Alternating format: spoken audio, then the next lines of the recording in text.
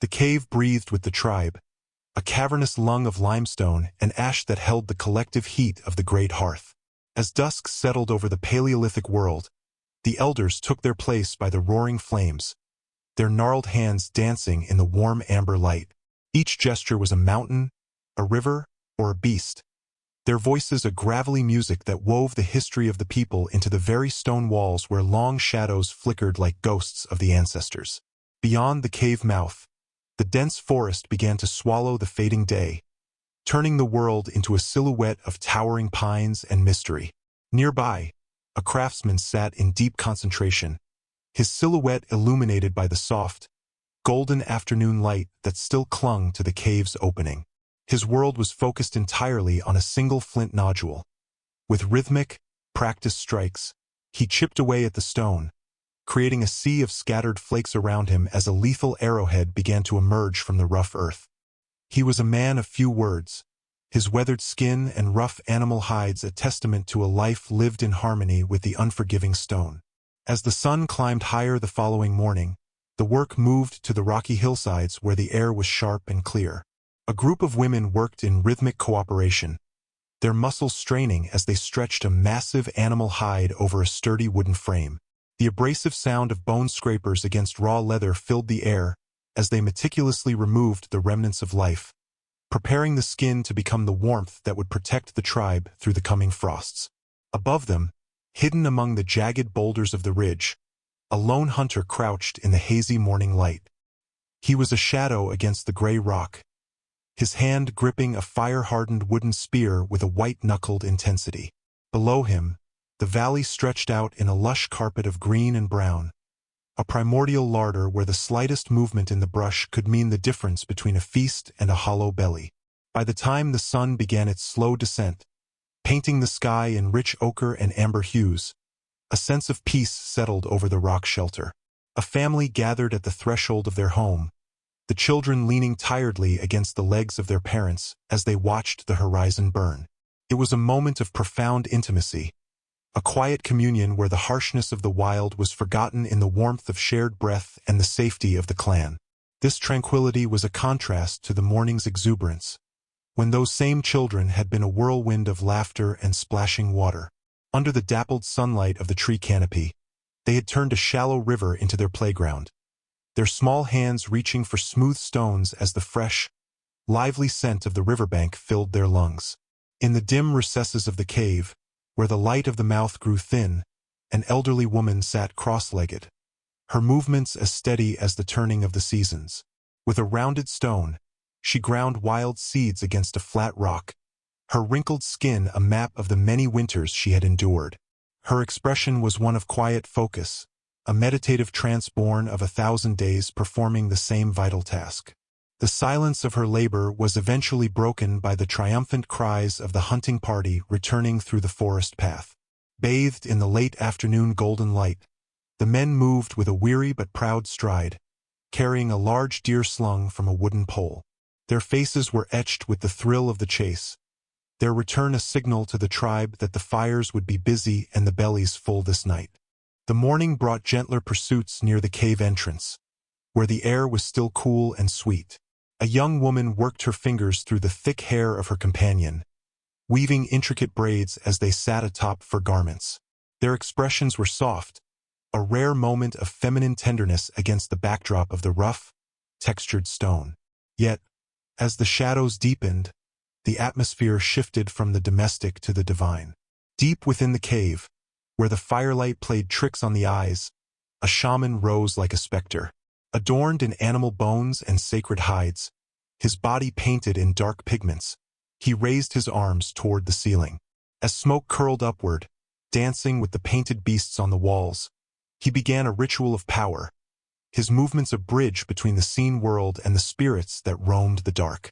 The encampment itself was a sprawling testament to human ingenuity, a collection of shelters fashioned from sturdy branches and heavy hides. Smoke rose in thin, gray ribbons from multiple fires, weaving through the mountain air as figures moved purposefully between the dwellings under an overcast sky. But the true soul of the tribe was found in the quiet, flickering light of a single torch deep underground. There, A hand pressed red ochre against the cold stone, outlining the powerful form of a bison. The dramatic chiaroscuro of the torchlight caught every ridge and dip in the rock, making the animal seem to breathe and gallop in the shifting shadows, a permanent record of the tribe's spirit captured in warm red and orange hues. Migration was a constant pulse in their lives, and at dawn, the tribe moved like a single organism across a shallow, mist-shrouded river. They carried bundles of gathered plants and heavy animal skins, their reflections shattering in the cool blue water as they stepped carefully over submerged stones. Once they reached the rugged terrain of the far bank, the tension of the journey broke into bursts of play. Two men wrestled in the bright midday sun, their muscles glistening as they tumbled over the gray rock, spurred on by the cheers of onlookers. It was a display of strength and camaraderie, a reminder that even in a world of predators, the greatest power lay in the bond between brothers. Inside the cave, a different kind of power was being mastered. An elder hunched over a fire-starting bow drill, his hands moving with a blurring speed that sent a cascade of bright sparks flying into the tinder. A child watched with wide-eyed wonder, the flickering orange glow illuminating a face filled with the sudden realization of how man could command the sun. As night fully reclaimed the land, the tribe gathered in a perfect circle around the central flames. Above them, the cave walls stood like a fortress against the deep blue of a star-strewn sky. The contrast was absolute.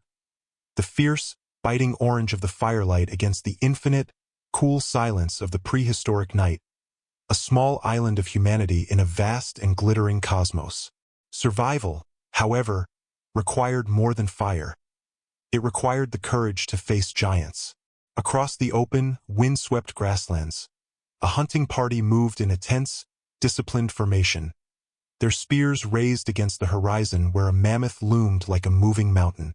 The sky was a flat, overcast gray, emphasizing the immense scale of the landscape and the fragility of the men stalking through the muted greens of the steppe. Back at the camp, the rhythm of life continued in smaller, more delicate ways.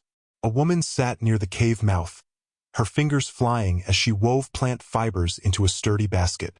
She was methodical and patient, her hands a blur of texture as she worked in the afternoon light, surrounded by the lush vegetation that provided both her materials and her sustenance. Not every day was filled with the thrill of the hunt. Some were heavy with the weight of mortality. Inside the dim, smoky interior of the cave, a mother cradled a sick child, her face a mask of profound concern as other tribe members looked on with quiet compassion. The firelight cast deep, somber shadows, highlighting the emotional bond that held the group together in times of frailty.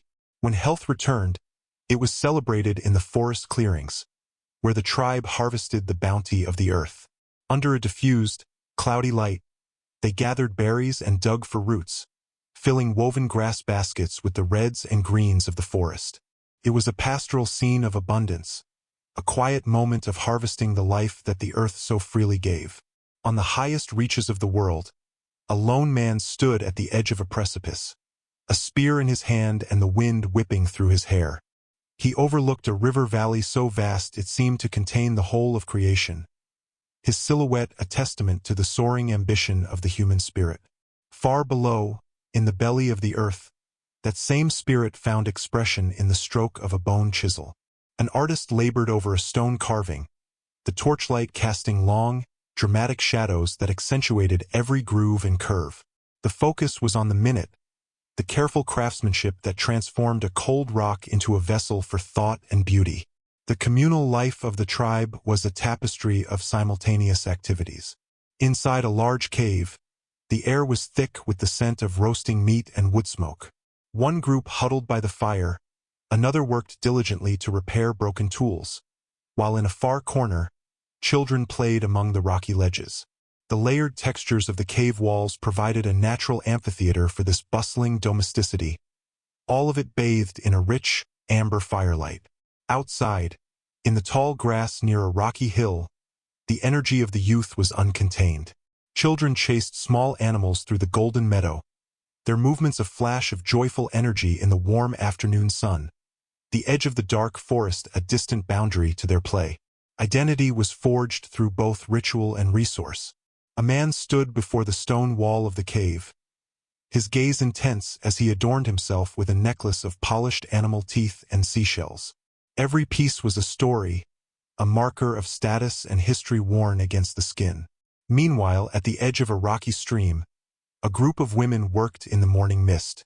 They moved with a serene cooperation, collecting water in bark containers sealed with clay. The cool blue-green tones of the fern-covered banks and the soft sound of the flowing water created an atmosphere of quiet peace, a daily ritual of gathering the essence of life from the heart of the mountain. As the sun hit its zenith, the river became a place of industry. A man stood knee-deep in the rushing current, his eyes fixed on the shimmering surface as he used a woven branch basket to trap fish. The bright midday light turned the water into a sheet of silver, highlighting the precision of his movements.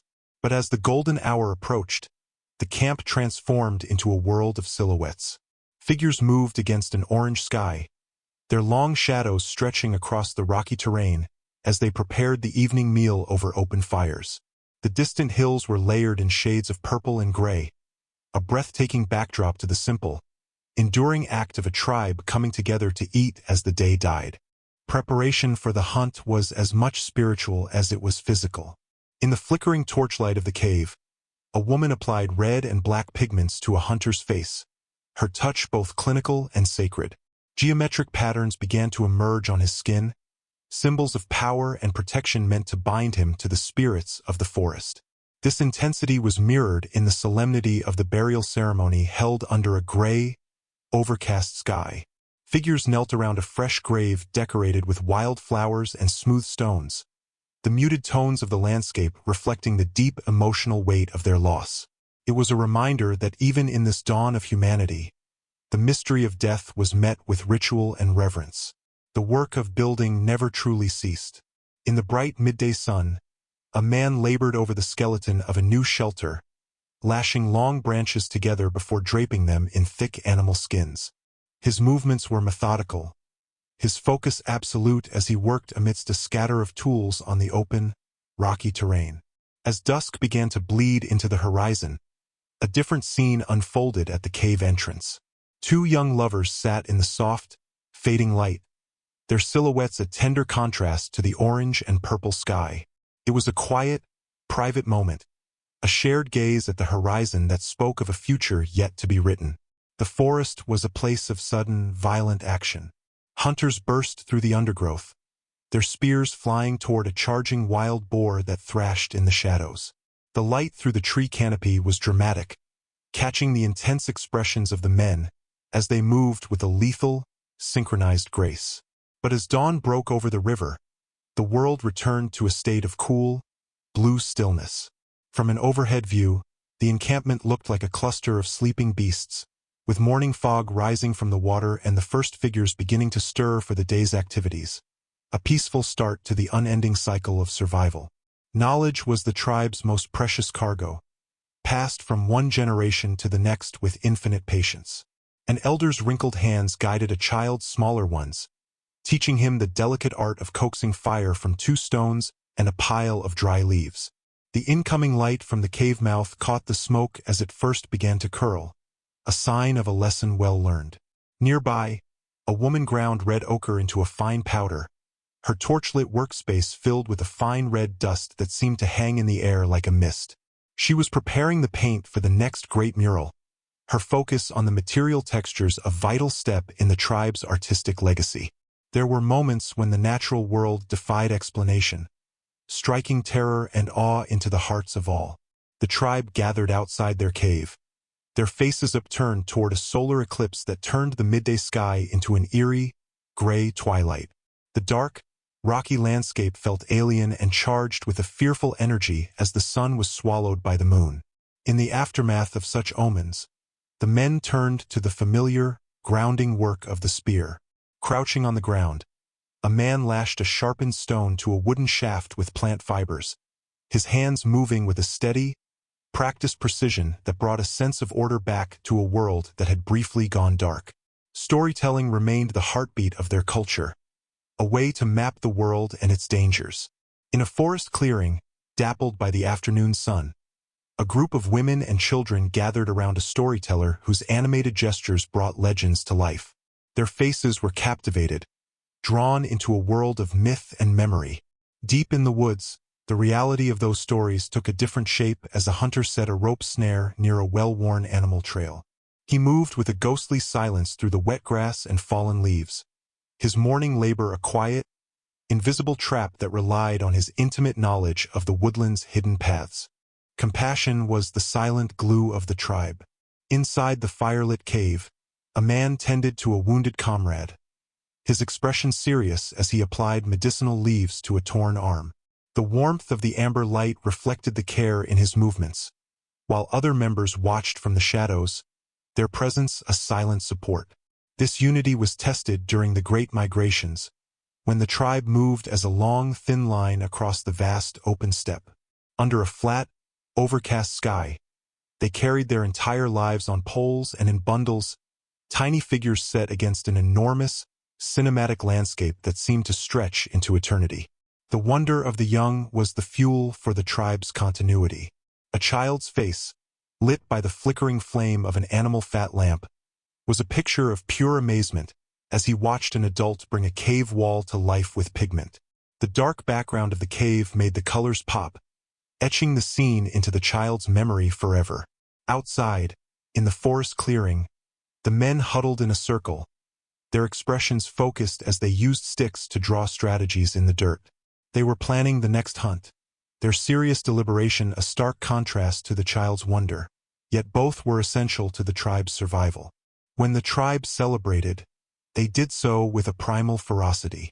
Around a massive bonfire at night, figures danced in dynamic, leaping motions, their shadows towering on the cave walls behind them. The deep orange and black palette of the scene was a visual representation of their collective energy, a rhythmic defiance of the dark, star-filled sky above. In the quiet hours that followed, the physical limits of the people were tested in different ways. A man climbed a steep, rocky cliff face, his hands and feet finding purchase in the smallest cracks as the golden light of the late afternoon highlighted the strain in his muscles. It was a dramatic struggle against the vertical world, a quest for height and perspective. Art and domesticity often occupied the same space. An artist lay on his back on a narrow rock ledge, reaching upward to paint the cave ceiling by the light of a single torch. It was a feat of physical endurance as much as creative vision, an upward struggle to leave a mark on the highest point of their sanctuary. Below him, near the cave's mouth, a grandmother taught the young girls how to cook roots and tubers in the hot ash of a dying fire.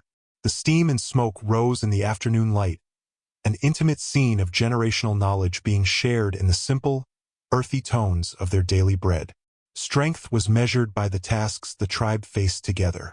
In the forest, men worked in unison to drag a massive felled tree toward the camp, their physical exertion visible in every strained muscle and sweat-streaked brow. The dappled light of the woods caught the mossy floor and the rough texture of the bark as they moved the timber for the winter fires. This raw power was balanced by the quiet dignity of the elders. A woman with deep facial markings and bone jewelry stared directly forward, her expression powerful and unwavering against the cave wall background. She was a living history, her strong side lighting emphasizing a face that had seen the world change and yet remained as constant as the stone itself. The river provided both a challenge and a reward. From the rocky banks, men used long wooden spears to strike at fish leaping from the rushing water, their movements timed to the rhythm of the current in the warm, late afternoon light. The forested gorge echoed with the sound of the water and their triumphant shouts. Near the cave entrance, a more quiet lesson was underway. A man whittled a wooden club, his movements slow and deliberate so that the child watching him could mimic the motions with a smaller stick. It was a gentle, father and son atmosphere, the morning light softening the edges of their world and turning a lesson in weaponry into a moment of tender connection. Night brought a different perspective, an overhead view of the tribe as they slept in a huddle of hides and furs inside the great cave. The dim embers of the fire cast a cool, deep shadow over the group, a scene of profound vulnerability and trust. As the sun rose and the tribe stirred, a woman took her place against a sun-warmed rock, her focus absolute as she used a bone needle and sinew thread to sew a garment. The afternoon light caught the fine details of the leather and her skilled hands, a testament to the quiet, essential labor that kept the tribe clothed and warm. Cooperation was the only way to overcome the earth. In the bright midday sun, a group worked together to dig a massive pit trap, their pointed sticks and antler tools churning up the dry, rocky soil as dust rose around them. It was a cinematic scene of collective effort, a trap designed to level the playing field against the beasts of the valley. Elsewhere, at the crossing of two forest paths, two men stood in the morning light, communicating with elaborate hand gestures. They were scouts, their expressive faces and pointed fingers a complex language used to share the secrets of the terrain and the movements of the herds. The weather was a force that could either aid the hunter or huddle the tribe in fear. A hunter's hand gripped a handmade bow, the sinew string pulled back with a tense, shivering power as he aimed a stone-tipped arrow. The golden afternoon backlight caught the blur of the forest, a moment of lethal potential frozen in time. But when the heavy rainstorms came, the power of the individual faded. The tribe huddled under the overhang of a large cave, watching as the gray-blue rain fell in sheets over the forested valley. It was a moment of forced stillness, a dramatic atmospheric shift that reminded them of their place beneath the heavens. The smallest details often told the largest stories. Prehistoric feet, wrapped in simple leather and plant cord, stepped carefully across the wet, rocky ground near a stream. The ground-level perspective highlighted the slick textures of the mud and the cool, natural light of the water's edge. Nearby, a group of children engaged in a game that was also a lesson, arranging flat stones to build a miniature wall near the sandbar. Their play was both light-hearted and serious, a bright midday activity that echoed the construction of the adults and showed the first stirrings of the engineering mind. The night was never truly empty. It was filled with eyes and shadows. From a high, rocky outcrop, the tribe watched a pack of wolves circling below, their torches raised as a flaming barrier against the dark. Tense postures and the contrast of firelight against the deep blue night sky painted a scene of ancient rivalry. In the deepest part of the cave, a man worked by the light of a small oil lamp, his brush made of a thin reed. He was painting a bison, the warm amber glow of his lamp illuminating the intense focus on his face as he added detail to the silhouette, creating art in the very heart of the darkness. Success was a communal victory, celebrated with a vibrant energy. After a successful hunt, the tribe gathered at their hillside camp, spears raised in triumph as laughter echoed around the fires in the warm evening light. But even in the midst of celebration, the quiet necessities of life continued. Inside the dim cave, a woman sat in the warm firelight, nursing an infant wrapped in thick fur. It was a tender, quiet domestic scene, a reminder that the goal of every hunt and every celebration was the survival of the next generation. The world was a book of signs, and the hunters were its most dedicated readers. They tracked footprints through the soft mud of a riverbank, bending low to examine the depth and direction of the marks under a misty, overcast sky. The forest behind them was a wall of gray and green, a mystery they were slowly unraveling. Back at the camp, the results of their labor were laid out with a documentary precision. Stone tools, scrapers, blades, and hand axes were arranged on a flat rock beside a half-finished spear, their sharp edges and flint-knapping debris a silent testament to the technology that allowed them to rule the valley. The river was a site of both struggle and medicine. Men pulled a massive, glistening fish onto the bank with plant fiber ropes, their muscles straining as the afternoon sun caught the glitter of the scales and the splashing water. Their excitement was a roar of life against the current. In the quiet of the cave entrance, a healer worked with a different kind of intensity. She mashed roots against a flat stone to create a medicinal paste, the soft, natural light highlighting the dried herbs hanging from the rocky ceiling above her. Her work was the quiet counterpart to the hunter's spear, the art of mending what the world had broken. At noon, the camp was a hive of organized industry, a wide scene where every member had a role. Some cooked, others worked hides, and children were watched with a collective eye, all under the diffused light of a high sun. In a quiet moment away from the bustle, a man knelt in the soft dirt, using a stick to draw a map of the migration routes. His expression was one of deep focus, his hand tracing the geography of their future in the soil, a naturalistic composition of a mind planning for the seasons to come. The environment was a constant teacher of both risk and reward. Men used burning leaves to smoke out a beehive in a tree hollow, their faces a mix of fear and greed as they reached for the golden honeycomb. The afternoon light through the forest caught the swirling smoke and the buzzing of the bees.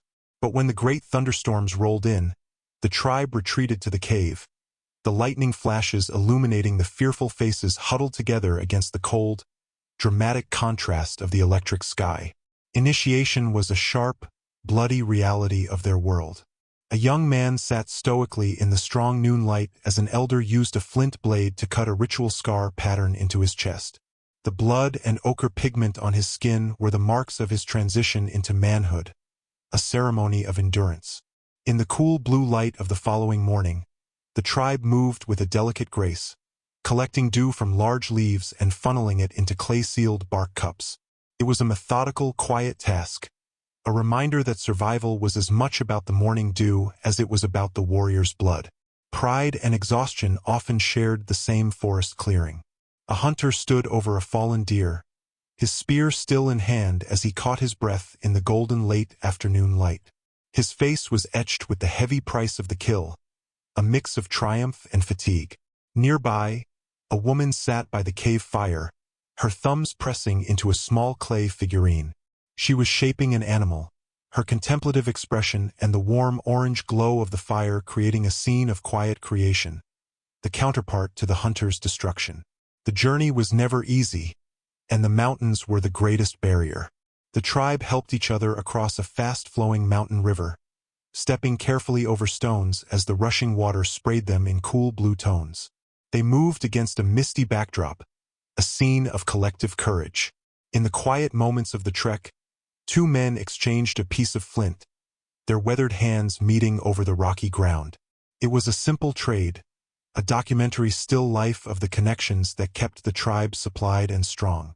The tribe's future was decided in the deep shadows of the cave, where the elders sat in a serious semicircle. They gestured toward the paintings on the walls, their deliberation a serious atmosphere of planning and wisdom.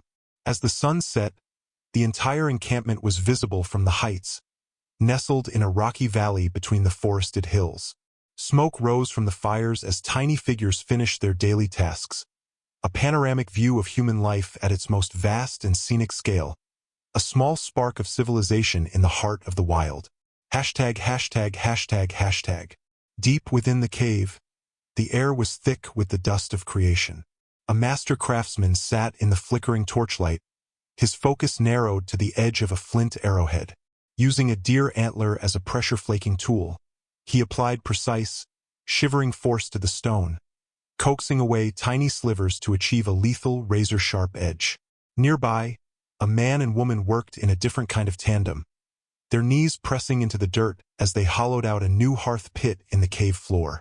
They lined the depression with heavy, flat stones, a foundation of heat and light for the community that would soon gather there in the afternoon light filtering from the mouth. Outside, the golden glow of the late afternoon brushed across a wide field of wild grain where the tribe moved as one, beating the tall stalks over spread hides to capture the earth's bounty before the breeze could carry it away. An elder guided a young boy through the forest floor, his weathered hands holding a mushroom as he taught the child the subtle textures and scents that distinguished a life-giving meal from a deadly poison. As twilight bled into an orange and purple sky, the hilltop became a stage for a rhythmic, sacred dance. The unified movements of the tribe, circling a central fire, cast long, ghostly shadows against the distant silhouette of the woods, their voices rising in a primal chorus. At the camp below, the thud of wooden stakes hitting the earth punctuated the evening air as men used fire-hardened poles to dig post holes for a new shelter frame, their muscles straining in the fading midday sun. Adornment was a mark of belonging and history. A woman sat proudly, her neck and chest draped in heavy necklaces of polished shells, seeds, and carved bone that rattled softly with every breath. In the rock shelter, A respectful silence fell as the elder distributed portions of steaming, roasted meat, a communal act of sharing that bound the families together in the warm amber firelight. But the wild was never far, and its dangers required a fierce cooperation. In a dense forest clearing, two hunters grappled with a massive wild boar, their bodies coated in mud and leaves as they wrestled the thrashing beast to the earth in a spray of primal energy and flying debris. Back home, the children huddled close to an elder woman, their faces glowing in the soft firelight as her animated gestures wove tales of the spirits that lived in the wind and the stone. The seasons shifted rapidly in their collective memory. A vision of the tribe following a mammoth herd across the blinding white of a snowy tundra at dawn, their breath rising like ghosts in the cold blue air as the sun barely cleared the horizon. A man sat on a rock, his focus narrow as he used a sharpened bone awl to punch holes into a heavy animal hide, the quiet, repetitive craft of the needle preparing the tribe for the long migrations yet to come. When the time came to leave, it was a massive, coordinated trek, bundled tools, rolled hides, and infants on backs crossing the open fields under a somber, gray sky that promised rain. Inside a large cave at night, a speaker stood and gestured passionately before a tribal gathering, his face illuminated by the dancing flames as the people listened in the deep orange and black shadows of their sanctuary. Education began at the grindstone, where a child's small hand rested atop an adult's, together turning grain into dust between two flat stones under the heat of the midday sun. In the grasslands, a hunter moved with the silence of a cloud, approaching a nest of large eggs while keeping a wary eye on the horizon for returning wings. At dawn, fishermen pushed a raft of lashed logs into the mist-shrouded river, their reflections shattering in the orange and blue light as they ventured into the reeds. Nearby, a woman sat in the afternoon sun, her fingers dancing as she wove cattail reeds into a thick, textured sleeping mat. For the young, the first hunt was a sacred threshold. A boy raised his small spear at a rabbit in the tall grass, his heart hammering as an elder watched with a pride that needed no words. Inside the cave, the tribe worked with an eye toward the frost, stacking dried meat and bundles of wood against the cold. Wet clay became a vessel under rough, calloused hands, the firelight catching the fingerprints left in the damp earth as a new pot took shape. On the step, a controlled fire licked the dry grass, sending plumes of smoke into the sky to drive the herds toward the waiting hunters. At dawn, the tribe gathered at a watering hole, watching their own reflections in the still surface as they filled their bark containers. A healer worked in the cave interior, pressing medicinal herbs against a deep wound on a man's leg, her serious expression mirrored by the concern of those watching in the firelight. Along the rocky coast, women moved with the rhythm of the tides, their baskets filling with shellfish under a flat, gray sky as the ocean churned in cool blue-gray tones. Deep in the cave, a man blew red pigment through a hollowed antler, leaving a stencil of his own hand on the stone, a mark of his existence that would outlast his bones. They set up camp beneath the safety of a cliff overhang, unrolling hides and building fire pits in the golden light of late afternoon, while children explored the nearby rocks. Two men sat together, comparing their flint-knapping techniques with a mix of competition and shared wisdom. From a distance, the tribe watched the terrifying beauty of a forest fire on a far hillside, its orange glow painting the night sky as they huddled in clusters of fear and awe. A woman worked at the cave entrance, using a bone scraper to remove fat from a hide, her movements methodical and strong in the bright outdoor light. At dawn, the hunters fell upon a sleeping beast with spears raised, a moment of lethal precision in the gray light of the savanna. A man pressed his palms into fresh clay on the cave floor, leaving a record of his presence for the spirits. The camp was often filled with the sound of singing and rhythmic clapping as women swayed around the fire, their faces lit by a joyful, amber glow against the dark cave interior. Outside, teenagers practiced their spear throwing at targets made of bark, their energy a vibrant contrast to the rocky terrain. An elder knelt by a stream, his fingers tracing the faint impressions of animal tracks in the soft mud, his face a map of concentration. The cave was a sprawling home, divided into areas for cooking, sleeping, and play, a bustling documentary of human life in the dim firelight. A man stood on a high rock, his silhouette etched against a blazing sunset as he surveyed the valley with a hand shielding his eyes from the glare. Inside, a woman used a flint knife to slice meat for the communal meal, the steam rising in the firelight. Near the riverbank, the tribe dug for clay, their hands and arms coated in the gray-blue mud as they worked in the morning light. A child sat nearby, his tongue out in concentration as he drew animals in the soft dirt with a stick, his small world framed by the feet of the busy adults. Conflict was a rare but heavy weight. At a hilltop boundary, two tribes stood in a tense, weapon-raised standoff under a gray sky. Back at the fires, a woman used a river stone to crack open large bones, the marrow providing the rich sustenance needed for survival. Each morning was a rebirth, figures emerging from skin shelters into the dewy, blue-gold dawn. A man sat in the firelight, his teeth grit as another tattooed his arm with a charcoal-tipped thorn and a wooden mallet. Communal meals at dusk were a time for sharing, the camp surrounded by rock formations as the sky turned a deep amber. A woman carried a heavy bundle of firewood on her back, her muscles bulging with the effort as she moved through the forest path. In the tall grass, a hunter hid with bated breath, his eyes locked on a target as the sun turned the meadow to gold. They discovered a hidden cave spring, the wonder on their faces mirrored in the cool blue and gray tones of the underground water. An elderly woman and a child napped on a pile of furs, a scene of profound peace in the dim firelight. Outside, men strained against plant rope harnesses as they dragged a massive flat stone across the rocky ground in the overcast light. A ceremony by the river featured a shaman leading with torches and branches, their light reflecting in the water at dusk. A man played a carved bone flute, its melancholic notes drifting into the afternoon air. They built fire breaks around the camp with stones and cleared brush, a defensive wall against the unpredictable wild. When a comrade was wounded, the hunters carried him on a litter of branches, their faces etched with urgency in the dappled forest light. A woman threaded a polished shell bead onto a sinew cord by the flickering light of the hearth, her focus absolute. On a cliff edge, the tribe looked up at the stars, some pointing and others tracing the patterns in the dirt, lost in wonder. They drank from a waterfall, the mist cooling their skin in the bright midday sun. Deep in a sacred chamber, a lone figure stood with a torch before murals that covered the walls from floor to ceiling, the ancient art glowing in the dark. A young boy practiced his aim with a sling, his face determined as he threw stones at a clay pot target. The women worked together to build a communal fire pit, a ring of stones that would become the heart of their home.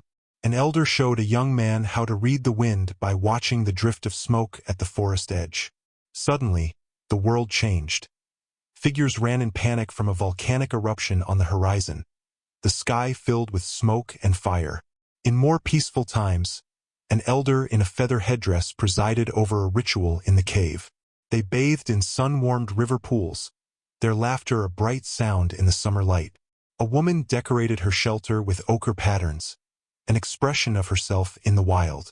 A man gutted a large fish on a flat rock, the midday sun catching the wet textures of the survival task. At an open meeting ground, two tribes traded skins, tools, and pigments in a cautious but cooperative spirit.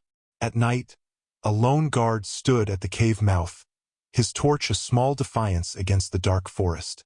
Nature's fury struck in a flash flood, sending the tribe rushing to save their belongings as the water rose in the valley.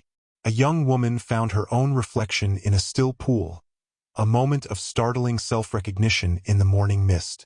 Elders tasted berries to teach the children what was safe and what was poison in the forest clearing. Hunters cornered a beast in a narrow canyon, their spears raised against the high rock walls. A man heated a stone blade in the fire to make it easier to shape, a primitive alchemy. Children built their own miniature camp of sticks and stones, imitating the world of their parents. A woman waded through the marsh for cattails, her movements slow and deliberate. A warrior's face was painted in bold red and black, his gaze intense before the hunt. Finally, the camp layout was a perfect circle from above, a geometric sign of their unity. A father guided his daughter's hand, pointing to hoof prints in the soft earth, a lesson in the language of the woods. High on a hill, they watched a herd of wild horses gallop across the plain, a cinematic vista of freedom. A man selected a river stone, testing its weight and balance, a simple, lethal tool for a lethal world. ####. Deep within the hollowed heart of the mountain, the air was heavy with the scent of flint and ancient stone. A master craftsman sat in the flickering, erratic torchlight, his world reduced to the small, sharp point of a flint arrowhead. Using a deer antler as a pressure-flaking tool, he applied precise, shivering force to the edges of the stone, coaxing away tiny slivers of obsidian-like glass to achieve a lethal, razor-sharp edge. His expression was one of absolute, unyielding focus, the torchlight reflecting in his eyes as he transformed raw earth into a tool of survival. Nearby, the rhythmic thud of a bone tool hitting the earth punctuated the silence, as a man and a woman worked in tandem to hollow out a new hearth pit in the cave floor. They moved with a shared purpose, clearing away the rock and dirt debris of the afternoon to line the depression with heavy, flat stones that would soon hold the life-giving heat of the tribe's central fire. As the afternoon light began to mellow into a deep, honeyed gold, the work shifted to the open grasslands beyond the cave's protective mouth. The tribe moved as one across the swaying fields, their bodies bent as they harvested wild grain by beating the tall stalks over hides spread upon the sun-baked ground. The breeze carried the scent of dry grass and dust, a cinematic scene of cooperative teamwork under the warmth of the late sun. In a quieter corner of the landscape, under the dappled green light of the forest floor, an elderly man knelt beside a young boy, his gnarled hands gently holding a wild mushroom. He spoke in a low, patient murmur, teaching the child to identify the subtle textures and earthy scents that distinguish the edible from the poisonous, a vital lesson passed down through generations. When the sun finally dipped toward the horizon, painting the sky in vibrant streaks of orange and purple, the tribe gathered on a high, open hilltop for a ritual dance. Their bodies moved in a unified, rhythmic circle, casting long, ghostly shadows against the darkening earth as they honored the spirits of the land. The distant silhouette of the forest stood as a silent witness to their devotion, a powerful and expansive moment of communal spirit. Elsewhere in the camp, the sounds of labor continued in the midday sun, where men used fire-hardened wooden stakes to dig post holes for a new shelter frame. They strained against the dry, stubborn soil, their physical effort a testament to the methodical construction required to keep the clan safe from the elements. Identity and status were worn with pride, visible in the intricate details of their adornment. A Paleolithic woman stood in the soft side lighting of the cave, her neck and chest draped in multiple necklaces fashioned from polished shells, seeds, and meticulously carved bones. Her expression was composed and regal, the jewelry rattling softly with her every movement, a record of the resources and artistry of her people. This sense of order was mirrored in the distribution of the day's bounty, as tribe members lined up in a respectful, orderly fashion inside a rock shelter. An elder presided over the steaming meal, carefully handing out portions of cooked meat to each person, the amber firelight casting a warm, shared glow over the faces of the hungry clan. The forest, however, remained a place of raw, unbridled action and sudden violence. Two hunters burst through a clearing, their muscles bulging as they wrestled a massive wild boar to the ground in a spray of mud and flying leaves. The morning light filtered through the canopy, catching the intense physical tension and the primal struggle between man and beast. Back at the safety of the cave, the atmosphere was far more serene. A group of children sat huddled on the floor, their faces illuminated by the soft, warm glow of a small fire as an elder woman wove legends into the air with expressive hand gestures. It was a moment of profound familial warmth, where the dangers of the wild were transformed into the lessons of the ancestors.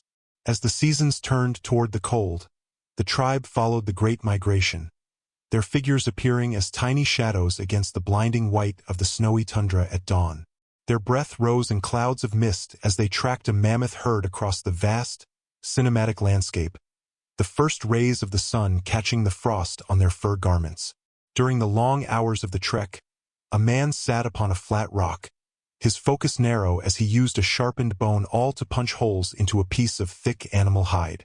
The quiet, repetitive craft of preparing the leather was essential, for every stitch meant the difference between warmth and the biting reach of the winter frost. The movement of the tribe was a massive, coordinated effort, a line of people carrying rolled hides, bundled tools, and infants upon their backs across the open, overcast fields. The gray light and distant mountains emphasized the epic scale of their journey, a cinematic migration that spoke of their enduring resilience.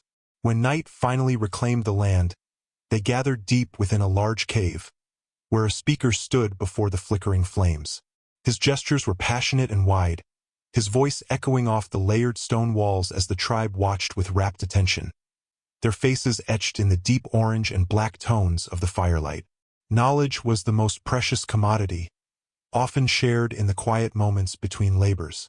A child's hand rested atop an adult's as they moved in a rhythmic circle, grinding grain together between two flat stones under the warm midday sun. The fine dust rose in the air, a tactile and instructive lesson in the preparation of the earth's seeds. Nearby, in the open grassy terrain, a hunter moved with the silence of a shadow, approaching a nest of large bird eggs hidden in the brush. He scanned the soft, overcast sky for returning wings, his alert expression a portrait of the constant vigilance required to feed the clan. At the break of a misty dawn, the fishermen launched their raft of lashed logs into the cool, blue-orange light of the river.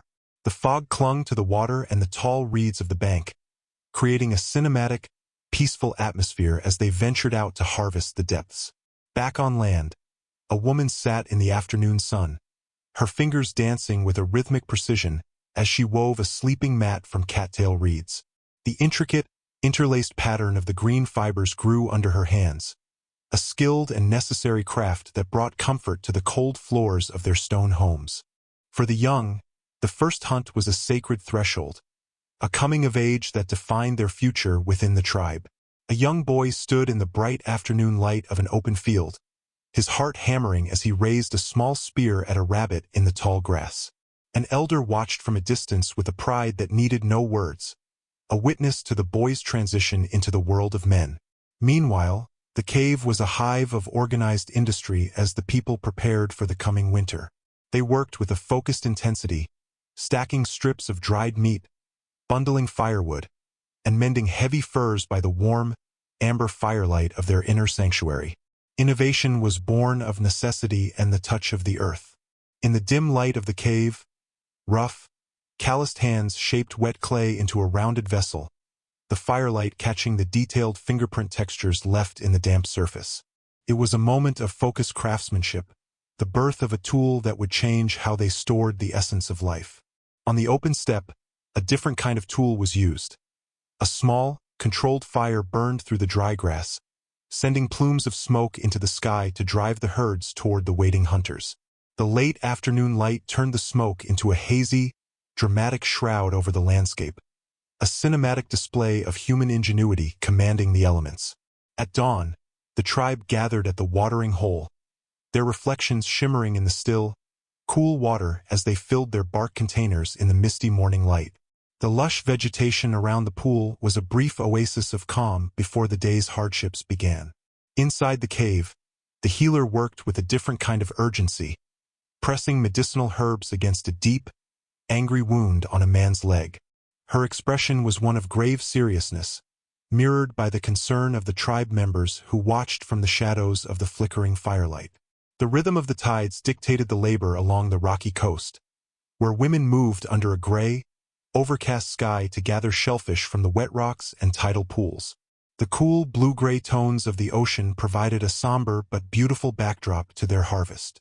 Deep in the bowels of the earth, a man engaged in a creative ritual, using a hollowed antler to blow powdered pigment onto the cave wall around his hand. The billowing red dust settled into a permanent stencil, a mark of his existence that would endure long after the torchlight faded. As evening approached, the tribe began to set up camp at the base of a massive cliff overhang, unrolling hides and building fire pits in the golden light of the late afternoon. Children explored the nearby rocks, their laughter echoing off the stone as the settlement took shape. Nearby, two men sat in the bright, diffused light, demonstrating rival flint knapping techniques to one another with critical interest. It was a competitive but collegial scene, a sharing of technical secrets that ensured the tribe's weapons remained the finest in the valley. When the night was dark and the air was still, the tribe gathered in tight, fearful clusters to watch a forest fire burning on a distant hillside. The orange glow illuminated their faces and silhouetted their figures against the fire-lit sky, a mesmerizing and terrifying display of nature's raw power. Within the safety of the cave entrance, the work of the hide continued. A woman used a flat bone scraper to meticulously remove fat from the inside of a stretched skin. Her movements were methodical and strong, her focus absolute in the bright light that flooded the threshold of her home. Dawn brought a different kind of action, as hunters fell upon a large, sleeping animal with their spears raised mid-strike. The tense, action-heavy composition was bathed in the cool gray light of the savanna, a moment of lethal precision. Below the surface of the earth, a man pressed his palms into fresh clay on the cave floor, creating handprints as a record of his presence or a mark of ownership. The torchlight from the side caught every ridge of his skin in the damp earth, a meditative and permanent signature left in the dark. The sounds of the cave were often filled with music and celebration. A group of women sang and clapped rhythmically around a central fire, their bodies swaying in the amber light as their voices filled the dark interior with a joyful, celebratory atmosphere. Outside, the energy was just as high as teenagers practiced their spear throwing at targets made of sticks and bark. Their movements were energetic and competitive, a youth-led training session in the bright midday sun that prepared them for the reality of the hunt. Experience was found in the quiet observation of the world's signs. An elder man crouched low near a stream, his fingers tracing the faint impressions of animal tracks in the soft mud. His face was a map of concentration under the overcast light, reading the story of the forest from the ground up. This wisdom was the foundation of the home, which in the great caves was divided into organized living areas. Some people cooked over small fires, some slept on piles of fur, and children played near the entrance. A rich documentary of communal life captured in the mix of firelight and natural morning air. As the sun began its final descent, a man stood upon a high rock, his silhouette etched against a blazing orange sunset. He shielded his eyes as he surveyed the expansive land, an epic sentinel over the territory of his people. Below him, the camp was busy with the preparation of the evening meal. A woman used a sharp flint knife to slice through roasted meat, the steam rising in the warm firelight as the portions were distributed to the waiting families. By the riverbank, the cooperative effort of the tribe continued as people dug up fresh clay with bone tools and wooden paddles. Their hands and arms were coated in the wet, gray-blue mud as they worked in the overcast morning light to gather the materials for their vessels. Nearby, at the mouth of the cave, a child sat in the dirt, his tongue out in deep concentration as he used a stick to draw animals in the soft soil. It was a sweet and innocent scene, the light from the cave entrance framing his small, creative world while the busy feet of the adults moved in the background, a silent bridge between the play of childhood and the art of the ancestors. Deep within the mountain's limestone belly, where the only light came from the guttering animal fat lamps, the tribe's finest craftsman sat in a state of meditative silence. His world had narrowed to the tiny, jagged edge of a flint arrowhead, a piece of the earth he was determined to master. Using a deer antler as a pressure-flaking tool, his hands, rough with scars and stained with stone dust, applied a shivering, precise force to the obsidian-like edges. With each sharp snap, a minuscule sliver of stone flew into the shadows, slowly revealing a razor-sharp point that could pierce the thickest hide. This solitary focus on lethality was mirrored nearby by the rhythmic, heavy thud of bone tools. A man and woman, their bodies glistening with sweat in the afternoon light filtering from the cave mouth, worked in a synchronized dance to hollow out a new hearth pit. They dug deep into the cave's floor, clearing away the rock and dirt debris of the centuries to line the depression with heavy, flat stones. This would be the new heart of their home, a stone-lined altar for the fire that would cook their meat and ward off the creeping dark of the winter to come. As the sun climbed higher, casting a deep, honeyed gold over the world, the focus of the tribe shifted to the bounty of the open grasslands. Across the swaying fields of wild grain, the people moved as a single, coordinated organism. Men and women bent their backs to the earth, beating the tall, sun-dried stalks over animal hides spread upon the parched ground to capture the tiny, precious seeds. The air was thick with the scent of dry grass and the rhythmic thump-thump of their labor, a cinematic scene of survival under the vast, unblinking sky. But the earth provided in other ways as well. Beneath the dappled green canopy of the forest, where the air was cool and smelled of damp loam, an elder knelt with the patience of a mountain. He guided a young boy's hands toward a cluster of wild mushrooms. His gnarled, weathered fingers gently touched the delicate caps, explaining the subtle differences in texture and the earthy scents that distinguished a life-giving meal from a deadly poison. It was a lesson in observation, a transfer of wisdom that ensured the next generation would know the forest's secrets as well as their own. When the day began to bleed into the horizon, painting the sky in violent streaks of orange and purple, the tribe ascended to a high, open hilltop for a sacred communion. Under the twilight's eerie glow, they performed a ritual dance, their bodies moving in a unified, rhythmic circle around a central fire. As they leapt and turned, their long, ghostly shadows stretched across the cooling earth, reaching toward the distant silhouette of the forest like the fingers of the ancestors themselves. This spiritual energy was a stark contrast to the grueling, methodical labor that had dominated the midday heat. Back at the camp, under the blistering sun, the men had been warriors of construction. Using fire-hardened wooden stakes, they had strained against the dry, stubborn soil to dig post holes for a new shelter frame. Every muscle was a cord of tension as they hammered the stakes home, their movements mechanical and tireless as they prepared to stretch heavy hides over the wooden skeleton. It was a scene of calculated effort, the physical foundation upon which the tribe's safety was built, layer by agonizing layer. Identity was not merely a matter of blood, but of the stories one wore upon their skin. A woman stood in the soft, raking side lighting of the cave, her neck and chest draped in layers of necklaces fashioned from polished river shells, sun-dried seeds, and the meticulously carved bones of fallen predators. Each piece was a marker of status, a rattle of history that spoke of successful hunts and distant travels. She moved with a regal, composed grace, the jewelry clicking softly in the quiet air. This individual pride was soon sublimated into the collective during the distribution of the evening's kill.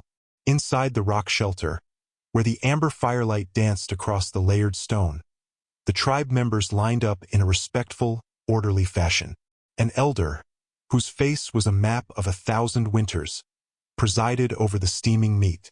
With careful, deliberate movements, he handed out portions of roasted venison, ensuring that every mouth was fed. The atmosphere was one of quiet, communal reverence, a moment where the shared labor of the hunt was rewarded with the warmth of the fire and the sustenance of the tribe. The serenity of the cave was often bought with the violent, chaotic action of the deep woods. In a dense thicket where the morning light only filtered through the canopy in sharp, broken shards, two hunters engaged in a desperate, primal struggle. They had cornered a massive wild boar, and now they wrestled the thrashing, mud-streaked beast to the earth. Their muscles bulged with the effort, and the air was filled with the sounds of snapping branches and the grunting of both men and animal. It was a scene of raw physical tension, a reminder of the lethal price of life. Yet, as the shadows lengthened and the hunters returned, that violence was transformed into the soft magic of the hearth. A group of children huddled on the cave floor, their eyes wide and reflecting the flickering flames of a small fire. An elder woman sat before them, her hands weaving invisible patterns in the air as she told the stories of the world's beginning. Her expressive gestures and the low, melodic cadence of her voice turned the terrifying reality of the wild into a warm, familial embrace, anchoring the children in the myths of their people. As the seasons turned with the inevitability of the tide, the world was swallowed by a blinding, frozen white. The tribe moved across the snowy tundra at dawn, their figures mere specks against an epic, cinematic landscape of ice and wind. Their breath rose in silver clouds as they tracked a mammoth herd, the massive beasts moving like living mountains on the horizon under the pale, rising sun. The cold was a constant, biting adversary, requiring every resource the tribe possessed. During the brief, freezing moments of rest, a man sat upon a wind-scoured rock, his focus narrow and intense.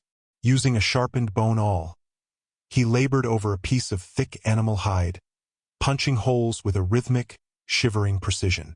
Every puncture was a step toward a new garment, a shield of fur and leather that would keep the frost from claiming the lives of his kin.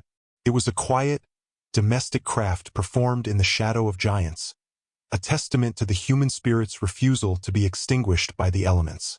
The migration was a massive, coordinated effort of will. A long line of people stretched across the open, overcast fields, carrying their entire lives upon their backs. Rolled hides, bundles of stone tools, and infants tucked into fur slings. The gray, somber sky and the distant, jagged mountains emphasized the epic scale of their journey, a cinematic exodus toward the promise of new hunting grounds. When night finally fell, they found refuge deep within a cavernous sanctuary. The air inside hummed with the energy of a large tribal gathering.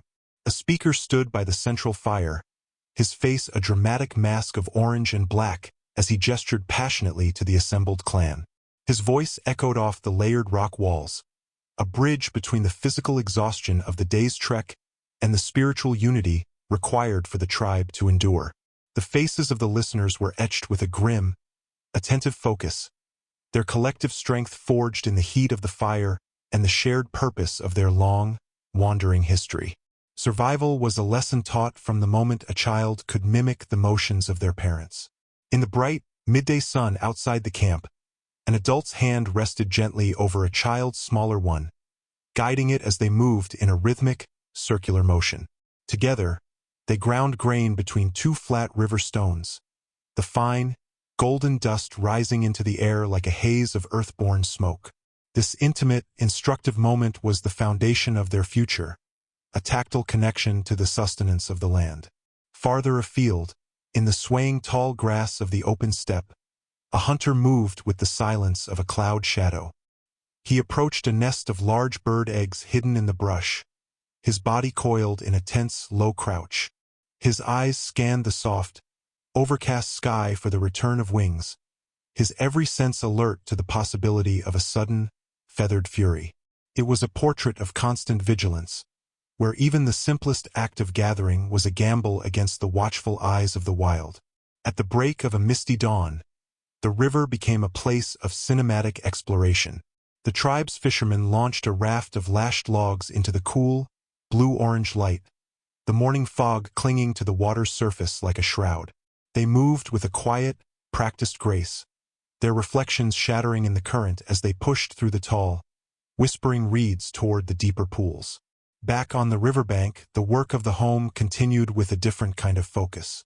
A woman sat in the warm afternoon sun, her fingers dancing with a rhythmic, blurring speed as she wove a sleeping mat from harvested cattail reeds. The intricate, interlaced pattern of the green fibers grew steadily under her hands, a skilled craft that transformed the raw materials of the marsh into a textured shield against the cold stone of the cave floor. Her labor was quiet and rhythmic, a meditative process that brought a sense of order and comfort to the rugged world they inhabited. For the young, the transition into the world of men was marked by the blood of the first kill. In a bright, open field bathed in the warm light of the afternoon, a young boy stood with his heart hammering against his ribs. He raised a small, fire-hardened spear, his eyes locked on a rabbit frozen in the tall grass. An elder watched from the shadows of a nearby tree, his face a mask of silent pride as he witnessed the coming of age of the next generation. This individual victory was the fuel for the tribe's collective survival. Deep within the cave, the atmosphere was one of organized, bustling industry as the clan prepared for the biting grip of the coming winter. They worked with a focused intensity, stacking strips of dried meat like lumber, bundling firewood high against the walls, and mending the heavy furs that would be their only defense against the frost. The cave was a hive of preparation, the warm firelight illuminating a world where every stitch and every scrap of food was a victory over the cold. Within the dim, smoke-scented recesses of the cave, the very earth began to take a new, purposeful shape. Rough, calloused hands, coated in a fine layer of gray silt, worked over a lump of wet clay, coaxing it into the rounded form of a vessel. The flickering orange light of the fire caught the detailed fingerprint textures left in the damp surface, a permanent signature of the creator's touch. This focused craftsmanship was the quiet precursor to a more violent application of the elements. On the open, wind-swept steppe, the tribe used fire as a weapon of the hunt. A small, controlled blaze was set to the dry grass, the wind carrying the smoke in a thick, choking shroud across the landscape. The hunters waited at the edge of the haze, their spears ready as the panicked herds were driven toward them by the heat. The late afternoon light turned the smoke into a dramatic, cinematic veil, a display of human ingenuity that turned the destructive power of the flame into a tool of strategic survival. At the first light of a misty morning, the tribe gathered at a watering hole, a place of brief and beautiful peace. They looked down at their own reflections in the still, silver surface of the pool, a moment of quiet self-recognition before the day's labors began.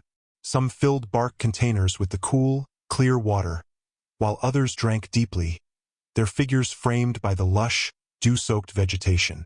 But the tranquility of the morning was often shattered by the hazards of the wild. Inside the cave, the atmosphere was thick with tension as a healer worked over a wounded man. She pressed a poultice of medicinal herbs against a deep, jagged gash on his leg, her expression one of grave, focused intensity. The warm amber light of the fire reflected the concern in the eyes of the tribe members who huddled in the shadows, their silent presence a testament to the bond that held the clan together in the face of mortality. The healer's hands moved with a practiced certainty, a bridge between the ancient secrets of the earth and the fragile lives of her people. The rhythm of the tribe was often dictated by the pulse of the tides.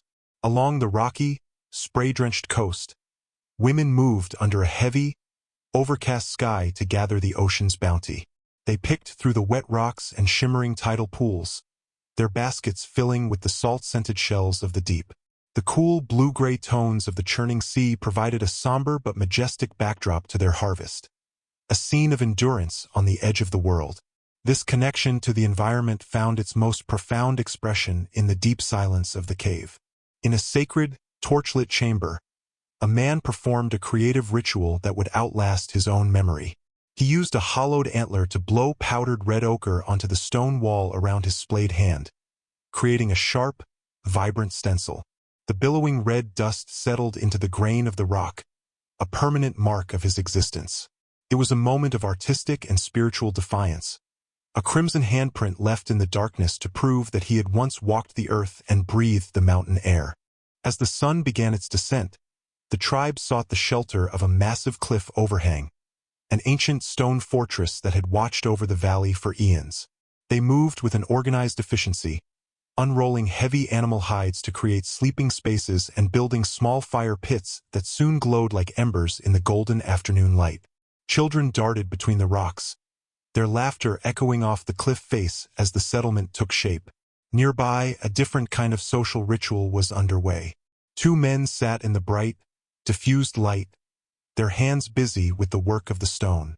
They were comparing rival flint knapping techniques, examining each other's tools with a mix of critical interest and professional respect. It was a competitive but collegial scene, a sharing of technical secrets that ensured the tribe's weapons remained the sharpest in the territory. The sound of stone striking stone was a rhythmic punctuation to the afternoon, a reminder that their survival was built on the constant refinement of their craft. The beauty of the wild was often inseparable from its terror. Under a starless night sky, the tribe gathered in tight, fearful clusters at the mouth of their cave to watch a forest fire burning on a distant hillside. The orange glow was a fierce, unnatural sunrise that silhouetted their figures against the smoke-filled horizon, a mesmerizing and terrifying display of nature's raw, uncontrollable power. They watched in a hushed, reverent awe, the heat of the distant blaze a ghostly reminder of their own vulnerability. In the following morning's light, the work of the camp returned to the grounding reality of the hide.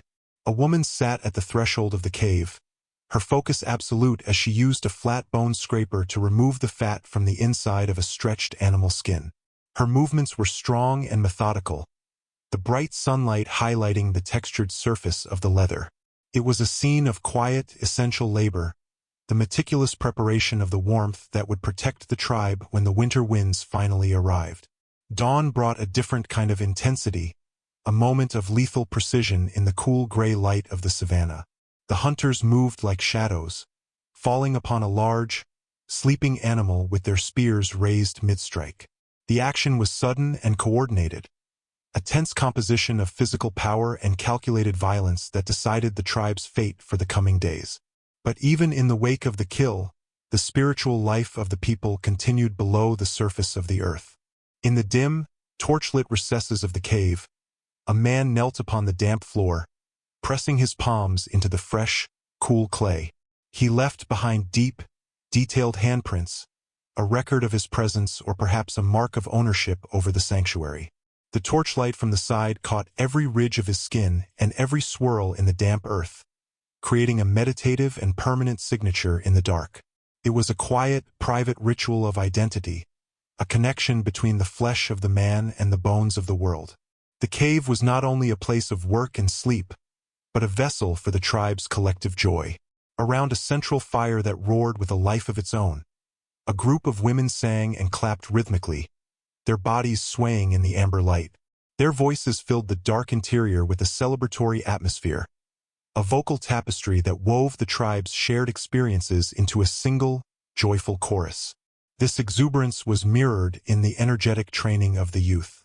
Outside, on the open rocky terrain, teenagers practiced their spear throwing in the bright midday sun.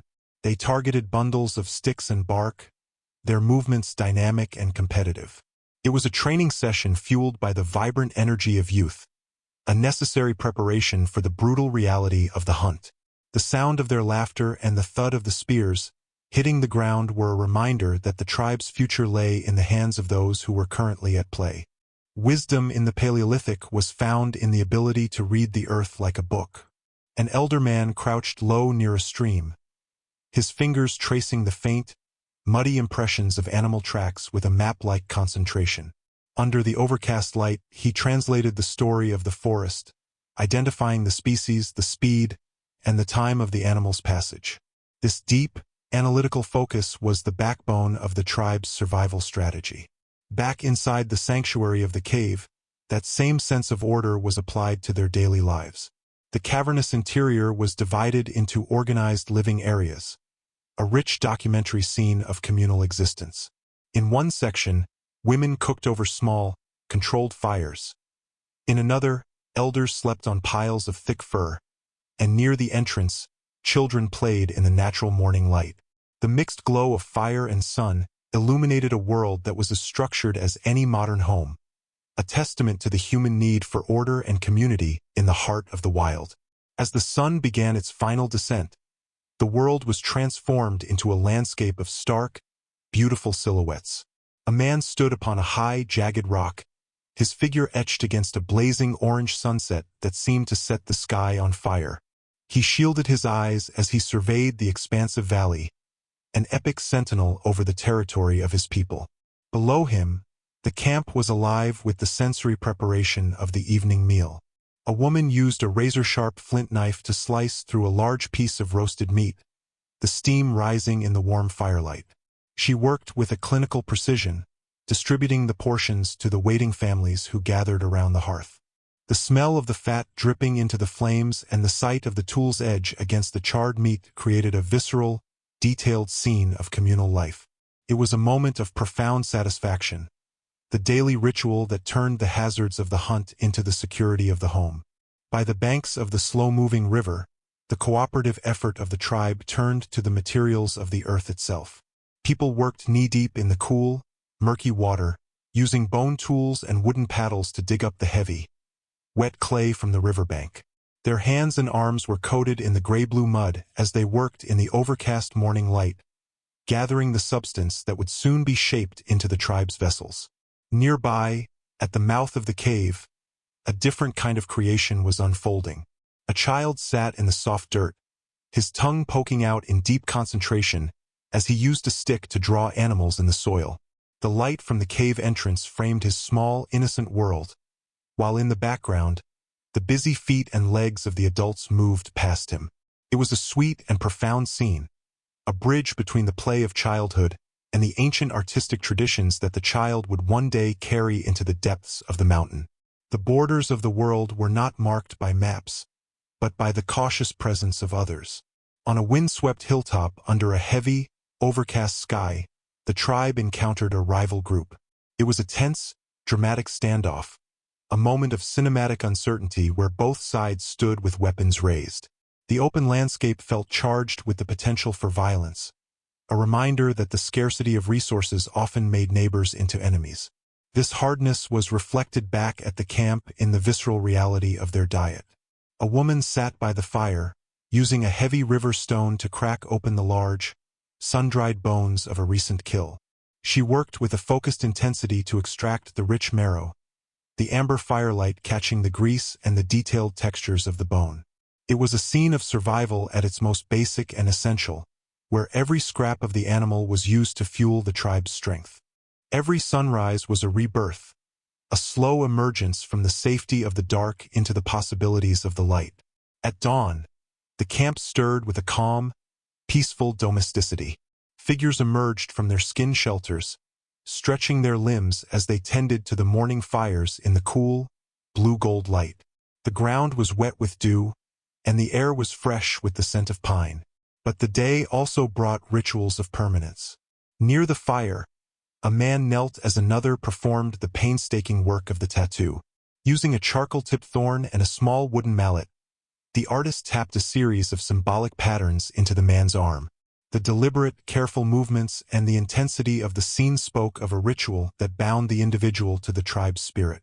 The detailed texture of the skin and the slow, bloody emergence of the design created an atmosphere of sacred endurance, a mark of history etched into the very flesh of the living. As dusk settled over the valley, painting the sky in shades of amber and orange, the tribe gathered for their communal meal. Multiple fires burned throughout the camp, which was nestled between protective rock formations that held the heat of the day. People shared different roasted foods, their laughter and conversation creating a vibrant, celebratory energy. This moment of rest was only possible because of the backbreaking labor that preceded it. On a forest path, a woman moved with a powerful, purposeful stride, a massive bundle of firewood lashed to her back. The afternoon light filtered through the trees, highlighting the strain in her muscles and her unwavering focus. She was a figure of immense strength and capability, her solitary trek through the dense forest a vital contribution to the tribe's survival. The warmth of the evening fire was a direct result of her effort, a silent link between the strength of the individual and the comfort of the collective. The wild demanded a specific kind of silence, a holding of the breath that preceded the strike. A man crouched behind a screen of tall, golden grass, his face a mask of cinematic tension. He gripped his spear with white-knuckled intensity, his eyes locked on a distant target that only he could see. The soft focus of the background emphasized his lethal focus, a portrait of the hunter as a predator. This intensity was sometimes broken by moments of startling discovery and relief. Deep within a rocky crevice, the tribe came upon a hidden cave spring, the water trickling over wet rock formations in cool blue and gray tones. The wonder on their faces as they drank from the source for the first time was a testament to the constant search for life in a harsh landscape. The dramatic underground light caught the splashing water and the relief in their eyes, a moment of salvation found in the dark heart of the mountain. Inside the dim, warm sanctuary of the cave, the harshest edges of life were softened by the bonds of family. A grandmother and her grandchild napped together on a thick pile of furs, a scene of profound peace and tenderness. The flickering light of a distant fire cast soft shadows over their sleeping forms, highlighting the rich textures of the pelts and the gentle connection between the oldest and youngest generations. This scene of rest was a fragile luxury, bought with the physical strain of the tribe's collective labor. Outside, in the flat, overcast light of the afternoon, a group of men strained against plant rope harnesses. They were dragging a massive, flat stone across the rocky terrain, their bodies bent low with the effort. It was a display of cooperative engineering and raw physical power, the detailed textures of the ropes and the stubborn stone creating a documentary scene of human grit. Every inch they moved the slab was a victory of the will. At the edge of the river, where the water reflected the dusky, warm light of the evening, the tribe held a ceremony of the spirit. Led by a shaman, the participants held torches and green branches, their movements a choreographed dance of shadows and light. The reflections in the water and the spiritual atmosphere created a sense of sacred time, a moment where the tribe spoke to the rivers and the winds. This communal prayer was often accompanied by the solitary music of the earth. Near the mouth of the cave, a man sat with a flute carved from the bone of a large bird. As he played, his fingers covering the precisely placed holes, the melancholic and meditative notes drifted into the afternoon air.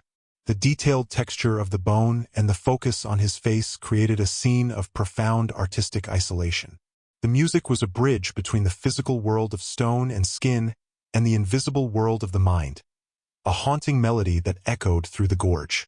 Survival required a constant anticipation of disaster. In the bright midday sun, the men of the tribe worked with a feverish intensity to build a fire break around their camp. They cleared away the dry brush and arranged a ring of heavy, flat stones, their coordinated effort a wall of defense against the unpredictable fires of the summer. The dusty, dry terrain and their purposeful movements created a scene of survival preparation. But the wild often struck before the defenses were ready. In a dramatic midshot, a group of hunters carried a wounded comrade through the dense forest on a litter made of lashed branches. Their faces were etched with urgency and a deep, raw concern as they moved through the dappled afternoon light. The emotional weight of the scene was heavy, a reminder that the tribe was only as strong as its ability to care for its fallen. The sound of their footsteps on the forest floor and the labored breathing of the injured man were the only breaks in the somber silence. The artistry of the tribe was often found in the smallest, most delicate tasks. By the flickering, amber light of the hearth, a woman sat in deep concentration, threading a polished shell bead onto a thin sinew cord. She moved with a skilled precision, her focus entirely on the tiny, iridescent object between her fingers. It was a moment of jewelry making that spoke of a deep aesthetic sense, a desire to create beauty in a world of rough stone. This attention to detail was mirrored by the tribe's fascination with the infinite. On a high cliff edge, under a deep blue night sky, the people gathered to observe the stars. Some pointed at the glittering constellations, while others traced their shapes in the dirt at their feet. The soft moonlight and the sense of wonder on their faces created a scene of discovery and awe. They were the first astronomers, mapping the heavens with their eyes and trying to find their place among the cold, distant lights of the cosmos. The world was filled with places of power, where the elements themselves seemed to sing. A family group gathered at the base of a waterfall, drinking the cool, clear water from their cupped hands. The bright midday sun caught the mist in the air and the droplets on their skin, creating a refreshing and naturalistic scene against the mossy green rocks. But the true power of the tribe was hidden in the darkness. Deep within a sacred cave chamber, a lone figure stood in reverence before a wall covered from floor to ceiling with ancient paintings. Torches held by others cast a warm, shifting glow over the murals of galloping bison and red handprints. The depth of the cave and the scale of the art created a dramatic atmosphere of spiritual awe. The figure stood in the silence of the mountain, a witness to the collective memory of his people, their history and their dreams frozen in ochre and charcoal on the living stone. The education of a warrior began with the tools of the child. In an open, rocky valley, a young boy practiced his aim with a sling. His face was a mask of concentration, his tongue poking out as he launched smooth river stones at a clay pot target. The bright afternoon light and his determined movements created a scene of play that was also a vital lesson in survival. This individual training was balanced by the collective work of the women. In the overcast light of the morning, they worked together to build a large communal fire pit. They placed heavy stones in a perfect ring and gathered tinder and branches, their movements purposeful and cooperative. The construction of the hearth was the construction of the home's center, a place where the tribe would gather for generations to share the warmth and the stories of their lives. Wisdom was a gift passed from the old to the young through the observation of the invisible. At the edge of the forest, as the day began to fade into a warm dusk, an elder showed a younger man how to read the wind. He held a wet finger up and watched the subtle drift of smoke from a distant fire, explaining how the air moved and what it carried. It was a moment of quiet mentorship, a transfer of the subtle skills that allowed a hunter to move unseen. But there were forces in the world that no amount of wisdom could predict. In a sudden, dramatic shift, the landscape was consumed by the fury of the earth. Prehistoric people ran in a state of sheer panic from a volcanic eruption that dominated the horizon. The sky was filled with billowing smoke and a hellish orange glow, the silhouetted figures of the tribe fleeing across the open landscape. It was a scene of raw, primal urgency, a reminder that they were still at the mercy of a world that could burn them to ash in a heartbeat. The spiritual leader of the tribe was a figure of both fear and awe. Inside the torchlit cave, the elder shaman presided over a ritual, his head adorned with an elaborate headdress of feathers, antlers, and bleached bones. The dramatic illumination of the torches cast long, shifting shadows that made him seem more than human, a powerful ceremonial presence that bridged the gap between the living and the spirits. This intensity was balanced by the joyful community of the river. In the bright summer light, the tribe gathered at a sun-warmed river pool surrounded by ancient trees. They swam and bathed, the water splashing and reflecting the golden rays of the sun. It was a scene of pure, unadulterated joy, a moment where the weight of survival was lifted and the people could simply play in the element that gave them life. The contrast between the dark, sacred ritual and the bright, liquid laughter defined the full spectrum of their human experience. Personal expression was the final layer of making a home in the wild. A woman sat outside her bark and hide shelter, her hand moving with a steady grace as she decorated the exterior with ochre geometric patterns. In the warm afternoon light, she added her own identity to the structure, a mark of her own artistic voice. But beauty was always accompanied by the practical necessities of life. Near the rushing river, a man's hands moved with a clinical efficiency as he gutted and cleaned a large fish on a flat rock. The internal anatomy of the creature was visible in the bright midday light, and the wet rock reflected the shimmering water. It was a practical survival scene, the raw reality of the food chain captured in the meticulous work of the man's hands. The artistic decoration of the shelter and the bloody preparation of the fish were two sides of the same coin. The human drive to not only survive the world but to leave a mark upon it. The world was a network of connections, some based on cooperative exchange and others on vigilant defense. On an open, rocky meeting ground, the tribe met with another group to trade.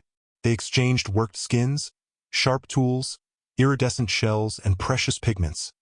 The atmosphere cautious but cooperative under a natural, overcast light. It was a moment of diplomacy and resource management, an early market where the strengths of one group could supplement the needs of another. But once the trade was done and the night returned, the caution became a solitary duty.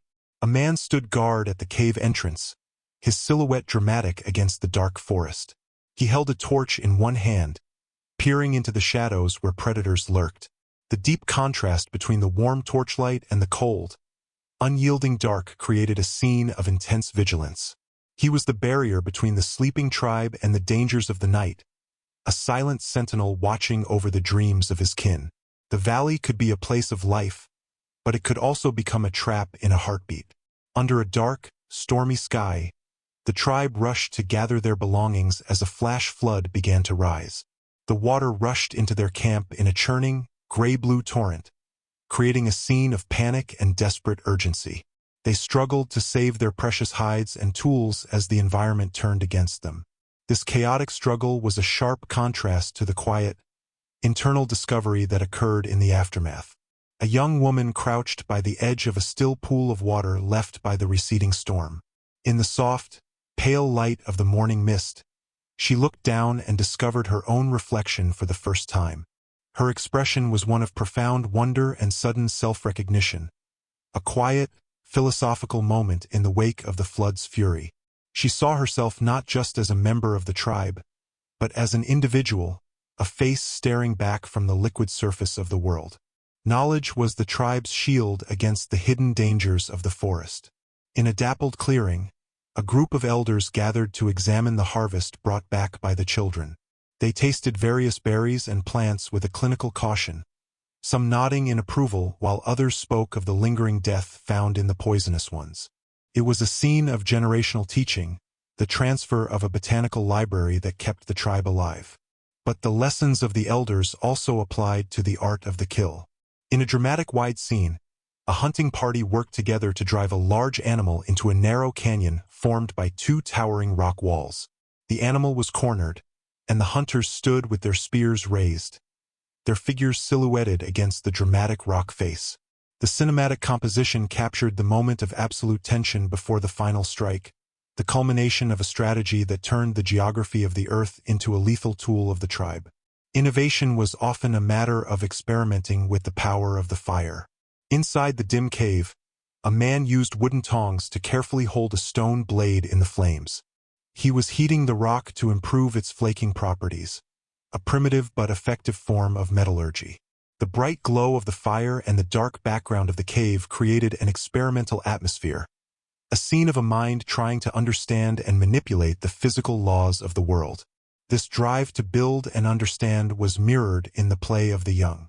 Outside, in the bright afternoon sunlight, a group of children built a miniature camp out of sticks and stones. They imitated the shelters and fire pits of the adults, their play a vital part of their learning process. The rocky terrain was their classroom, and their small, focused movements showed the first stirrings of the engineers and builders they would eventually become. The marshes were a place of slow, deliberate labor. A woman waded through the shallow, murky water, her movements careful as she collected long stalks of cattails for the tribe's weaving. The misty morning and the cool blue-green tones of the wetland created a reflective, peaceful atmosphere, her figure a steady presence in the shifting light. But when the time for peace was over, the tribe prepared for the hunt with a fierce, ritualized transformation. A warrior's face was painted in bold patterns of dark charcoal and red ochre, his gaze becoming intense and determined under the dramatic side lighting. The textures of his skin and the cave wall behind him created a powerful, close-up composition. He was no longer just a man. He was a vessel for the tribe's lethal intent, his painted mask a psychological bridge between the domestic life of the camp and the brutal reality of the blood he was about to spill. From a bird's-eye perspective, the tribe's presence on the earth took a geometric and organized shape. The camp was laid out in a perfect circle, with the central fire at its heart and the shelters radiating outward like the spokes of a wheel. People moved between the areas with a rhythmic purpose, their daily activities captured in a cinematic, top-down view that emphasized their unity. This collective order was supported by the intimate knowledge of the wild. In a forest clearing at dawn, a father knelt beside his daughter, his hand resting gently on her shoulder as he pointed at a set of hoof prints in the soft earth. He was teaching her to track, to see the invisible presence of the animals in the signs they left behind. The morning light and the warm, naturalistic tones of the scene created a tender moment of mentorship, a father preparing his child for a life where the ability to read the ground was essential for survival. The world offered moments of breathtaking scale that reminded the tribe of their place in the vastness of creation. From a high, rocky hillside, they watched a herd of wild horses gallop across a river plain, their manes flying in the golden afternoon light. The cinematic vista and the dynamic movement of the animals were a display of pure, unbridled freedom, a sight that filled the people with awe and a deep sense of connection to the land. But even in the presence of such beauty, the mind of the hunter remained focused on the practical. Near a rushing stream, a man knelt to select a round river stone. He tested its weight and balance in his hand, his movements focused and methodical as he searched for the perfect throwing weapon. The cool water reflections and his intense concentration were a reminder that their survival depended on the ability to find the lethal potential in the simplest objects of the natural world. The sky over the valley began to fracture as a great lightning storm gathered on the horizon, its electric blue-white veins pulsing through the dark, heavy clouds. From within the deep, secure sanctuary of the cave, the tribe stood in silent silhouette at the mouth, watching the raw power of the heavens. Behind them, The warm, flickering amber of the hearth fire provided a stark contrast to the cold, clinical light of the storm. The wind howled through the rocks, but inside, the air was still and thick with the scent of wood smoke and the anticipation of the rain. One man sat slightly apart from the watchers, his hands busy with a task of quiet devotion. He was carefully decorating his spear shaft, using a sharp flint to carve intricate lines and dots before filling them with dark pigment. He worked with the patience of the stone itself, his personal artistic expression a silent prayer for the weapon's success in the hunts to come. As the storm passed and the afternoon light returned in soft, diffused rays, the work of survival resumed with a rhythmic grace. A woman knelt by the outdoor fire, her fingers nimble as she pressed leaf-wrapped food parcels into the bed of hot ashes. She moved with a skilled certainty, the steam rising from the bundles as the heat of the earth began to transform the raw meat and roots into a meal for the clan. Higher up the hillside, a group of men worked to mark their territory, laboriously stacking tall cairns of river stones. They moved with a cooperative rhythm under the overcast gray sky, their monuments standing as silent sentinels that defined the seasonal hunting grounds for generations. This sense of permanence was a comfort, especially as the elder began to observe the shifting position of the sun. His eyes narrowed as he calculated the time for the great migration. The transition to movement was always a moment of intense focus and coordinated effort. A man stood at a cliff crack, his body tensed as he carefully extracted honey from a wild beehive. He used a long stick to coax the golden, viscous treasure from the rock, his movements slow and deliberate to avoid the wrath of the buzzing sentries. The afternoon light caught the glimmer of the honeycomb, a rare and precious sweetness that would fuel the tribe during their coming trek. At dawn, the signal was finally given. The tribe broke camp with an organized efficiency, the elders and children leading the way as they laden themselves with heavy bundles of hides and tools.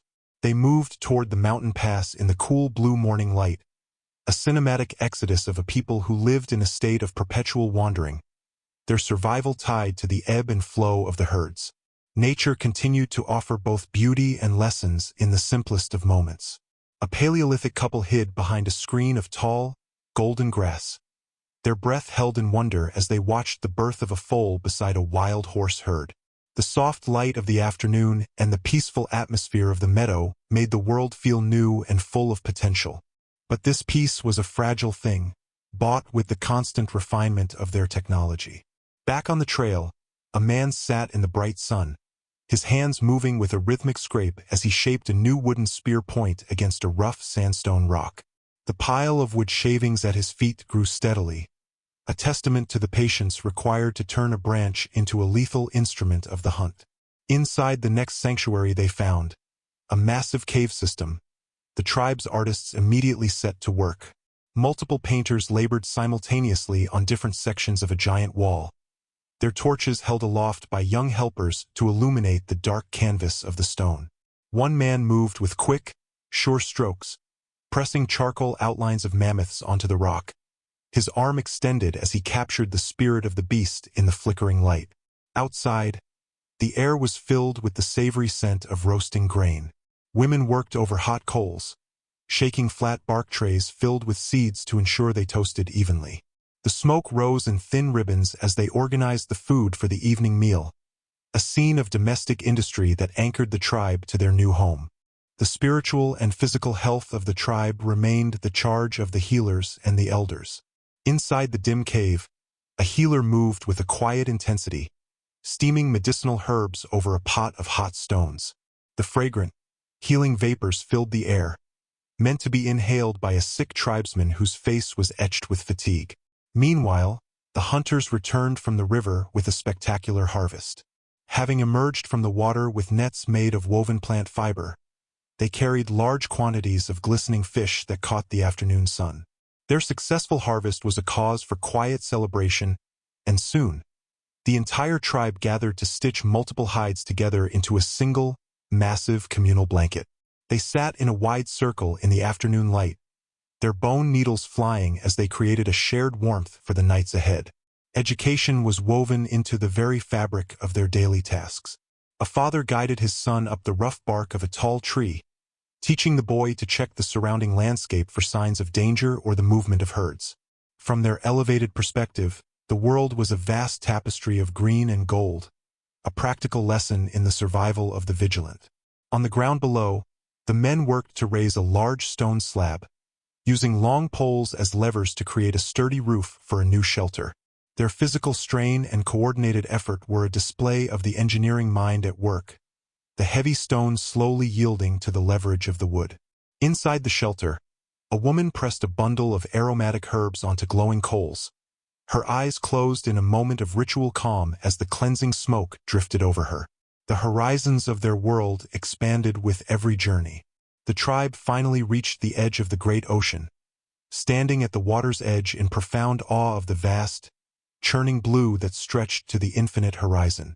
Their windswept hair and the salt spray on their skin marked a new chapter in their history, a discovery that filled them with a sense of both wonder and insignificance. This moment of discovery was mirrored in the eyes of a young boy who, for the first time, successfully started a fire on his own. He cupped the small, fragile flame in his hands, his face lit by a pride that outshone the twilight. To celebrate, the tribe arranged colorful stones, shells, and bones in intricate circular patterns on the ground, a symbolic ritual of gratitude to the spirits of the new land. The industry of the camp was a constant rhythmic music. A woman sat in the afternoon light, her hands moving with a blurring speed as she spun plant fiber yarn using a simple drop spindle weighted with a clay whirl. The early textile craft was a meditative process, her focus absolute as the thin thread grew. Nearby, a man examined the delicate wing structure of a large dead bird, his curiosity a precursor to the intellectual mapping of the world. He held the wing open in the bright light, marveling at the architecture of flight. Inside the cave, this same need for order was reflected in the storage system. Tools, finished objects, and raw materials were arranged neatly along flat stone ledges, a prehistoric library of survival. The bonds of the tribe were strengthened through shared labor and sacred ritual. A couple worked together to repair a shelter roof damaged by a recent storm, their cooperation a silent testament to the domestic strength of the clan. In the deeper darkness of the cave, a healing ceremony reached its peak. Two healers pressed their palms onto a patient's chest, their eyes closed in deep concentration as the firelight danced around them. The atmosphere was solemn and heavy with the weight of the spirit world, a moment of profound intercession for the life of a brother. This intensity was balanced by the joy of the youth, who engaged in a foot race across the open fields, their laughter echoing in the afternoon sun as the tribe cheered from the sidelines. As the moon rose, an elder demonstrated the tracking of its phases by aligning circles drawn in the damp clay with the glowing orb in the night sky. The soft moonlight and his meditative movements turned the observation of the heavens into a sacred science. The following day, the camp was filled with the sound of communal singing as the people ground grain and mended tools. The rhythmic, joyful atmosphere made the heavy labor feel light. A woman sat in the diffused light, using a feather-tipped brush to paint delicate spirals and dots onto a curved animal bone, her contemplative expression reflecting the deep artistic spirit of her people. The solitary prayer of the individual was as vital as the song of the group. At dawn, an elder stood alone on a high hilltop, his arms spread wide as he faced the rising sun in a personal ritual of prayer. The golden backlight turned him into a silhouette of pure devotion. Below him, a man tested the sharpness of a freshly knapped blade by drawing it across his forearm, his confident expression a result of his mastery over the stone. In the cave's natural theater, others used the acoustics of the stalactites to create music, tapping them rhythmically to produce a haunting, metallic melody that echoed through the depths. The discovery of the world's power remained a source of constant awe. The tribe cautiously approached a tree that had been struck by lightning, its trunk still smoldering with a ghostly smoke. They watched with a mix of fear and curiosity, recognizing the fire as a gift from the heavens. In the quiet moments of the afternoon, a teenager sat in the sunlight, pressing his thumbs into a lump of clay to shape a small, running animal. His concentrated expression and the fine detail of the figurine were the first stirrings of a new generation of creators, a bridge between the raw survival of the past and the infinite imagination of the future. As the first silver light of dawn touched the dew-heavy meadow, the women and children of the tribe moved through the tall grass with the grace of foraging spirits. They sought the ground nests of the meadow birds, their movements gentle and rhythmic so as not to startle the wild. Each egg found was a smooth, cool prize, a fragile treasure carefully placed into woven baskets as the morning mist clung to their skin. The air was cool and filled with the scent of damp earth and crushed clover, creating a peaceful and naturalistic atmosphere. The children's eyes were wide with a mix of concentration and joy as they discovered the hidden bounty of the field, their small hands mimicking the expert motions of their mothers in a scene of pure, quiet harmony with the land. Nearby, in a different part of the forest where the trees stood tall and ancient, a man worked with a quiet, purposeful focus. He leaned against a massive birch tree, its white bark a stark contrast to the mossy green of the forest floor. With a sharp flint knife and steady, deliberate movements, he began to peel away long, flexible strips of the inner bark. The sound was a soft, tearing whisper in the morning silence. This bark was a vital resource, used as durable wrapping material and containers for the tribe's daily needs. Every strip he collected was a testament to his skill and his intimate understanding of the forest's gifts, a scene of patient labor that anchored the people to the living spirit of the wood. The sanctuary of the cave was soon filled with a celebratory energy as the tribe gathered for a sacred and profound arrival. A newborn infant was held aloft in the warm, flickering firelight, the orange glow washing over the tiny face as the entire clan roared their welcome. It was a moment of deep communal joy, a human spark of hope in the ancient dark of the mountain. The faces of the elders were softened by the flames, their eyes reflecting the continuity of their line. In the shadows nearby, a pair of hands worked over a flat rock, mixing ground minerals with thick animal fat in a hollowed shell cup. The resulting paint, rich with the texture of the earth and the life of the beast, was prepared for the body rituals that would mark this transition. These colorful pigments were a vivid contrast to the muted gray of the stone walls, the detailed mixing process a meditative precursor to the marking of their history onto the flesh and the stone. Outside the camp, the air grew heavy with the sweet, pungent scent of wood smoke and drying fish. A massive smoke rack, fashioned from green branches lashed together with plant fibers, rose over a slow-burning fire. Its frame was loaded with the day's catch, the silver scales of the fish catching the afternoon light as the smoke curled upward in a hazy veil. This was an organized effort of preservation, ensuring the river's bounty would sustain them through the leaner moons. Not far off, a man labored at the forest's edge, using a long, fire-hardened wooden digging stick to probe the soil. He moved systematically, his eyes scanning for the telltale leaves of buried tubers. With a practiced thrust and a powerful levering motion, he unearthed the earthy treasures, his hands stained with the loam that provided the tribe's grounding sustenance. The dappled afternoon light highlighted the physical strain of his task, a solitary but vital contribution to the tribe's larder. In the dim, smoke-scented recesses of the cave, the future was sought in the bones of the past. An elder woman sat by a small, intense fire, heating a heavy, carved bone until the first hairline fractures began to spider across its surface. She stared into the cooling cracks with a deep, unwavering concentration, her divination a ritual map intended to guide the tribe's next migration. Her wrinkled face was a portrait of spiritual responsibility, the dark cave background emphasizing her role as the bridge to the unknown. This solemn pursuit was a world away from the stream's edge, where children lay on their stomachs on sun-warmed rocks. They peered into the clear, rushing water, their faces inches from the surface as they watched the silver flash of fish dancing over the gravel. The water reflections played across their skin in the bright afternoon sun, a moment of pure, innocent fascination with the life that flowed through their valley, an echo of the tribe's own fluid existence. Productivity marked the midday heat as a large drying rack was constructed from sturdy sticks, its frame soon draped with thin-cut strips of meat that turned dark and rich under the unblinking sun.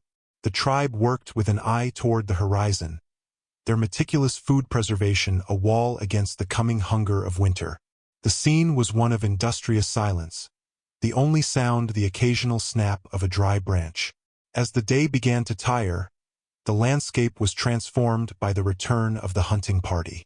Silhouetted against a deep, vibrant orange sunset, the men crested the final hill carrying the weight of the hunt on their shoulders. They were triumphant and exhausted, their figures bathed in a cinematic golden backlight that turned their journey home into a legend written in shadow. The long shadows stretching across the rocky terrain and the layered distant hills created a panoramic scene of epic scale and profound satisfaction. Deep in the cave's interior, the smell of fresh wood filled the air as a man labored over a sacred mask. Using a sharp flint chisel, he hollowed out the eye sockets from a heavy block of soft wood, the ritual face emerging slowly from the raw grain. The flickering torchlight caught every chip and gouge, an artistic birth in the heart of the mountain that spoke of their need to personify the spirits of the wild. To cleanse the body and spirit after such labors, the people traveled to a hidden natural spring nestled among the boulders. Steaming water bubbled from the earth into a clear pool, the cold morning air turning the heat into a thick, white mist that rose in spectral columns. Figures moved through the vapor, the warmth of the spring a rare and luxurious respite from the rugged world outside. The rock formations surrounding the pool provided a sense of private sanctuary, a naturalistic cathedral where the tribe could wash away the dust of survival. Discovery often came in the small hands of the young.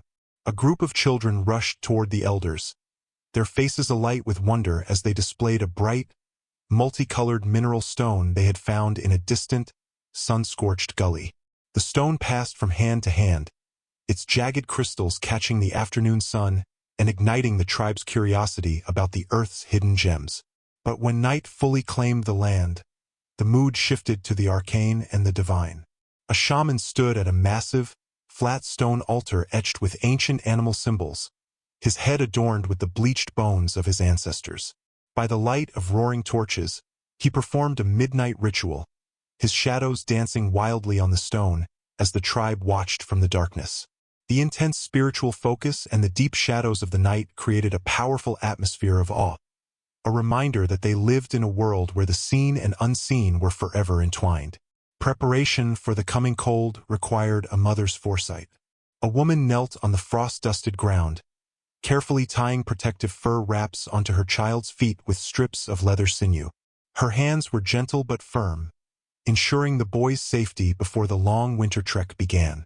This domestic care was balanced by a massive engineering project at the river's edge. Men and women worked together in a human chain, their muscles straining as they pulled large boulders into a natural water channel. They were building a simple but effective dam, the rushing water splashing over their legs as they redirected the current to create a stable pool for the camp's needs. It was a display of collective will and physical effort, a physical reshaping of the world to serve the clan. The afternoon sun caught the glistening rocks and the determination on their faces, a documentary scene of human grit and cooperative ingenuity. The sun was the tribe's great clock, and on a high, open hilltop, a man stood thoughtfully beside a tall, straight stick driven into the earth.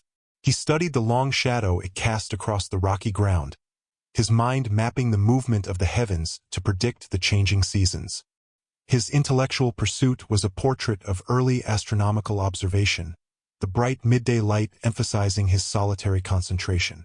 This quiet moment was interrupted by a flash of movement in the forest clearing below. A warrior, his reflexes honed to a lethal edge. In an incredible display of skill, the man caught a stray arrow mid-flight against the dark background of the trees. The afternoon backlight caught the wood and feather in a cinematic, split-second freeze frame. It was a moment of pure action and survival urgency, a testament to the speed and instincts that defined their lives in a world where danger could arrive on the wind. The cycle of life found its most somber and moving expression as the tribe gathered around a dying elder at dusk inside the cave. They held his gnarled, weathered hands, the warm orange firelight casting deep, respectful shadows over the silent group. The atmosphere was heavy with emotional weight, a collective farewell to the wisdom and stories of a lifetime. Yet, in the quiet, sun-drenched corners of the camp, life continued its gentle, persistent work. A child sat on a log, his hands cupped around a fallen baby bird. With infinite patience, he fed the creature small, chewed insects, his nurturing expression a soft contrast to the harsh realities of death happening nearby. The detailed textures of the feathers and the child's skin created an intimate portrait of compassion, a reminder that the tribe's survival was built on the care of the weak as much as the strength of the hunters. Before the Great Migration began, the tribe performed a final, emotional act of permanence. They marked the walls of their cave entrance with painted symbols and handprints, a layered message left for the spirits, or perhaps for themselves should they ever find their way back. The morning light caught the fresh red pigments, an emotional goodbye to the sanctuary that had held them through the moon. Nearby, a man sat in the dirt, his focus absolute as he tied a bundle of new arrows with sinew string. His movements were precise and methodical, the arrows a lethal promise for the journey into unknown lands. The detailed textures of the wood and the tight, shivering bindings were a documentary of the preparation required to face the horizon. They moved with the weight of their history on their backs, a migration of a people who belonged to no one place but the earth itself. As the tribe moved onto the high, wind-swept plains, they looked to the sky for guidance and meaning. An eagle circled high above on the thermals, its wide wings a dark silhouette against the brilliant blue of a dramatic sky. The people raised their arms, pointing at the bird and reading its flight as a spiritual omen of success for their journey. This connection to the heights was mirrored by a grounding reality on the riverbank below. A woman sat alone, pressing a paste of crushed medicinal plants into a fresh, jagged wound on her own hand. Her expression was one of grim, determined self-reliance, a necessity in a wild world that offered no easy comfort. The detailed textures of the torn skin and the green plant matter spoke of the constant, quiet struggle for health and endurance that defined every day of their lives. Innovation was often the daughter of the river. By the muddy banks, a group of men and women worked with a frantic but organized energy to lash logs and reeds into a large, flat raft. They tested its buoyancy with their feet before boarding, a scene of early engineering and experimentation under an overcast morning sky. The misty river atmosphere felt charged with the excitement of new possibilities. Back at the temporary camp, a man used a long bone needle to stitch two massive hides together, his focus narrow as he created a heavy sleeping bag to ward off the cold nights. The warm amber of the nearby firelight illuminated his rhythmic work, a practical and focused craft that transformed raw materials into the essential comforts of the wandering life, showing the tribe's ability to create a home wherever they laid their furs. When the first buds of green appeared on the trees, the tribe erupted into a vibrant celebration of spring. They danced in the bright midday sun, throwing handfuls of wild flowers into the air as the valley echoed with their joyful songs. It was a colorful explosion of life after the long, gray winter, a communal release of energy. Yet, the spiritual life of the tribe often sought a deeper, more internal world. Inside the firelit cave, a man sat in a deep, trance-like state, inhaling the thick smoke from a bundle of burning medicinal herbs. His face was a mask of altered consciousness, the swirling smoke creating an atmospheric shroud around him as he journeyed into the spirit world. This intense and atmospheric scene was a bridge between the physical celebration outside and the quiet, ancient mysteries that resided in the heart of the mountain. Strategy and rehearsal were the keys to their survival as a pack. In an open field marked with fresh tracks, the hunters engaged in a coordinated rehearsal, practicing tactical running and stopping signals to ensure they moved as a single, lethal predator. The overcast light emphasized their focused formations, a cinematic display of early tactical thought. Meanwhile, in the quiet, torchlit depths of the cave, a different kind of power was being invoked through art. A woman used a sharp stone chisel to carve a relief sculpture of a pregnant female figure into the living stone of the wall. She coaxed the shape from the rock with a dedicated focus, a creative ritual meant to ensure the fertility and continuity of the clan. The warm amber glow of her torch highlighted the detailed carving process, a permanent prayer for the future etched into the very bones of their sanctuary. The environment often became an adversary in its own right, testing the tribe's collective courage. They found themselves navigating a dense, ancient forest choked with heavy fog so thick the sun was but a memory. Torches were held ahead, their lights struggling against the ghostly pale mist as trees loomed like giants from the white. The atmosphere was tense and claustrophobic, a challenge to their internal compass. But when the fog finally lifted, the beauty of the world returned in small, delicate details. A group of children sat in the afternoon sun, pressing broad leaves into wet clay to create intricate decorative imprints.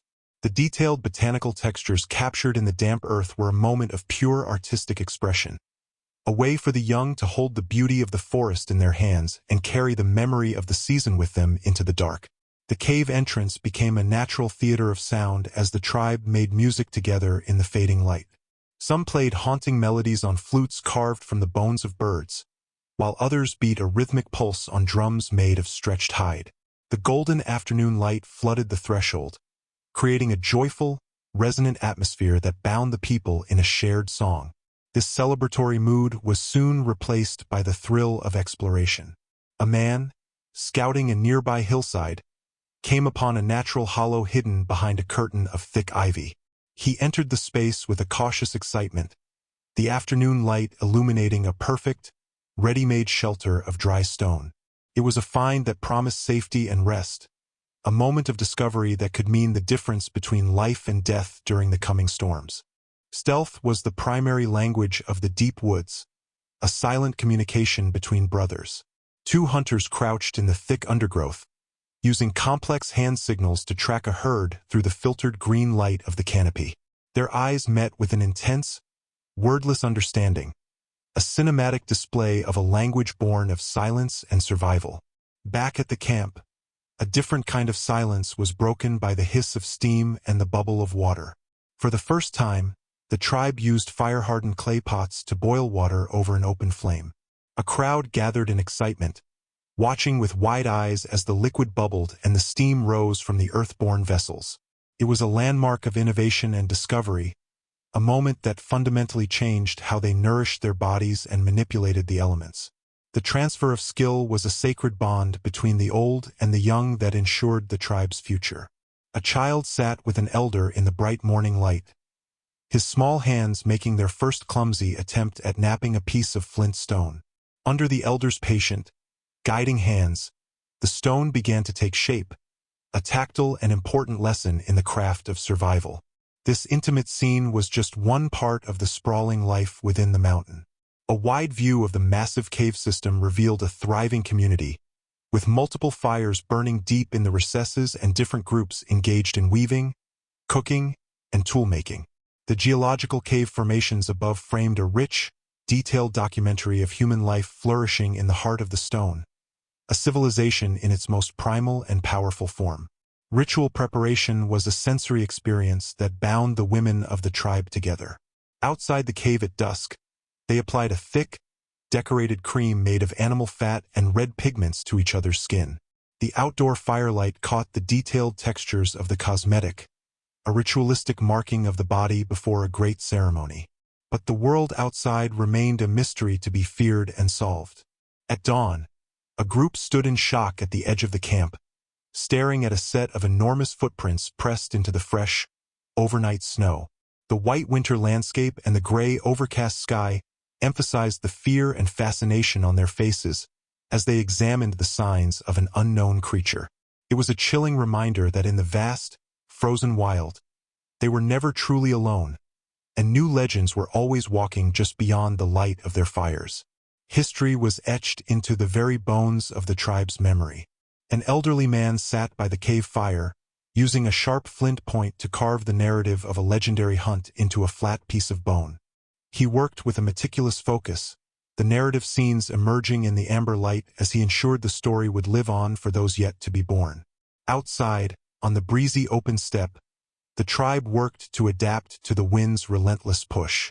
They draped large animal hides over standing rock formations to create effective wind shelters, a cooperative effort that turned the landscape into a habitable home. The gray, overcast sky and the rhythmic flapping of the hides created a scene of practical survival, a testament to their ability to bend the elements to their will and find comfort in the most exposed corners of the world. The heavens provided a map for those with the patience to read the stars. An elder and a teenager lay on their backs atop a flat hilltop, their eyes fixed on the deep blue tapestry of the starry night.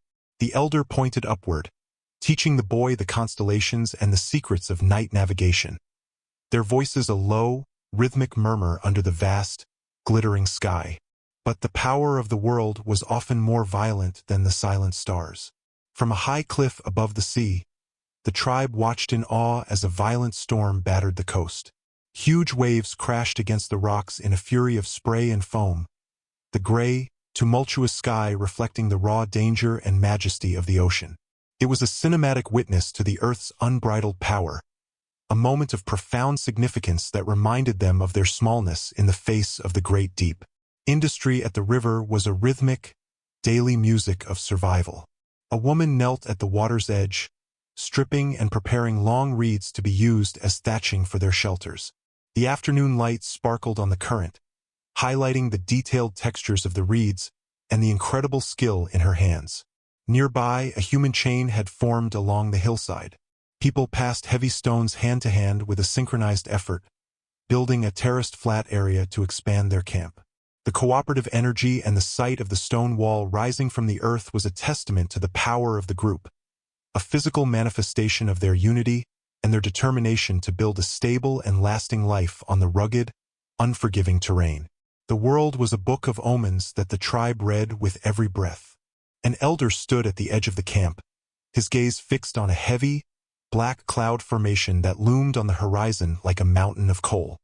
His expression was one of grave concern, a sentiment shared by the tribe members who gathered behind him to watch the approaching storm. This fear of the heavens was balanced by the discovery of the ancestors' reach. Deep within a newly explored cave, the torchlight revealed ancient painted images left by a previous generation. The people stood in reverence, their eyes wide as they recognized the animals and hands of those who had come before. It was a moment of spiritual connection and wonder, a realization that they were part of a long, enduring lineage written on the very bones of the earth. Survival in the frost required a layer of protection as old as the mountains themselves. A man stood in the cold morning light of winter, applying thick animal fat to his skin and hair as a vital shield against the biting wind. It was a practical and visceral routine that emphasized the hardness of their lives in the white world.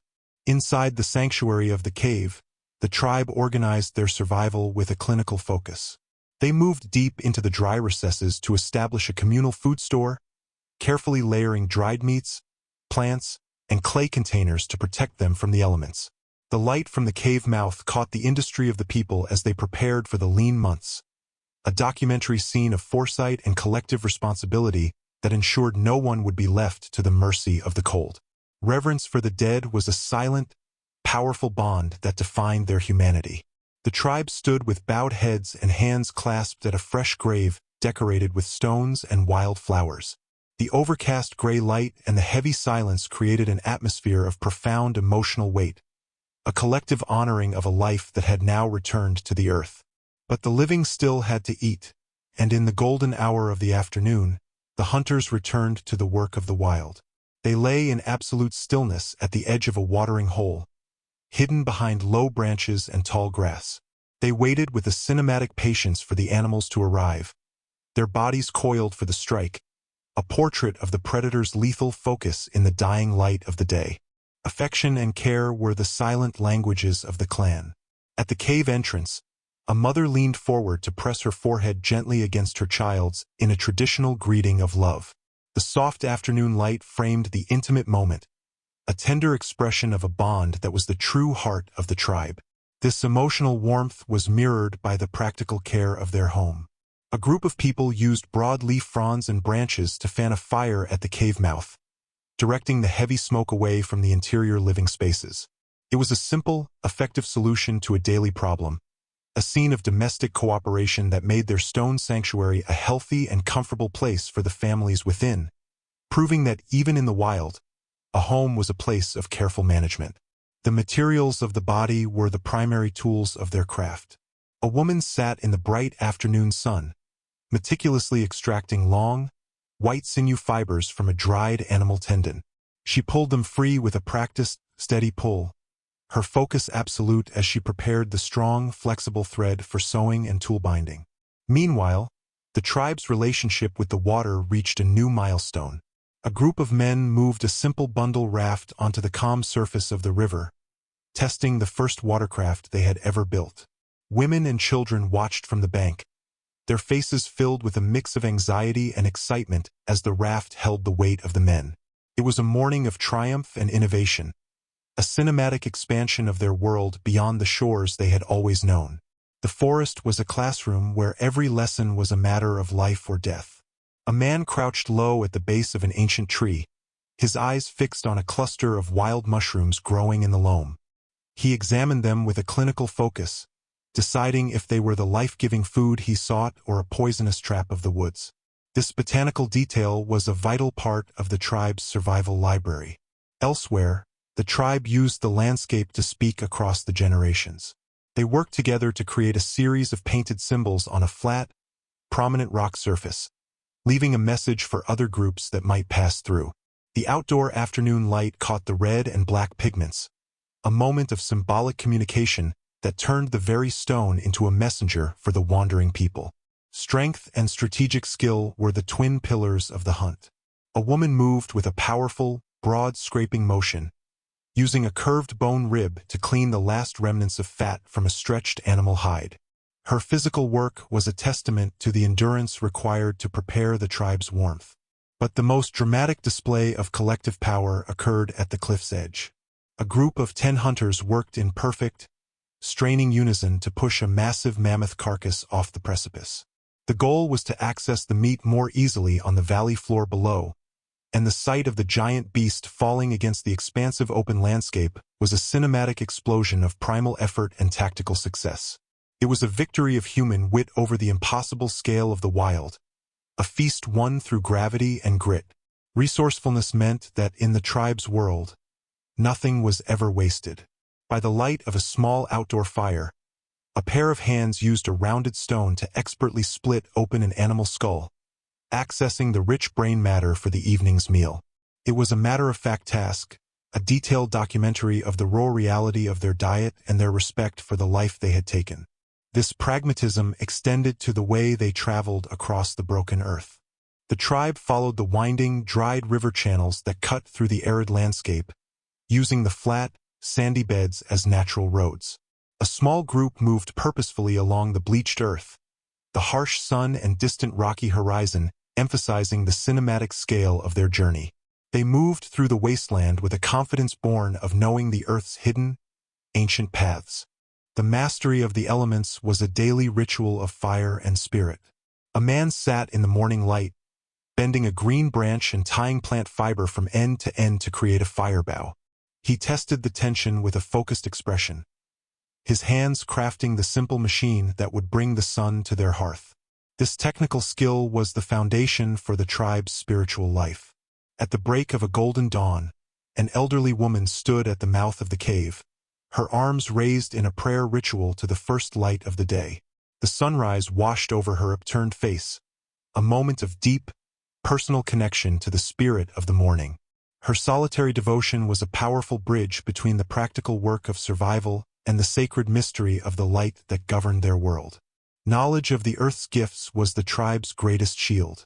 A group of people stood around a new spring source, their movements cautious and methodical as they tasted and tested the water's quality. The misty morning and the lush green surroundings created a reflective atmosphere as they ensured the safety of their new life source. Nearby, a man worked on the fine, lethal details of his equipment. He used a sharp flint to carve intricate teeth patterns into the edge of a bone knife handle, improving the grip and adding a touch of personal artistry to the tool.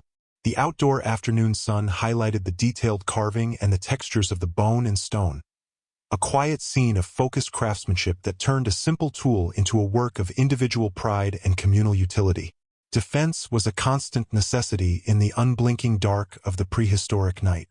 As the sun set, the tribe built a large fire at the very threshold of their cave, the flames licking upward against the rocky overhang to create a wall of shifting light.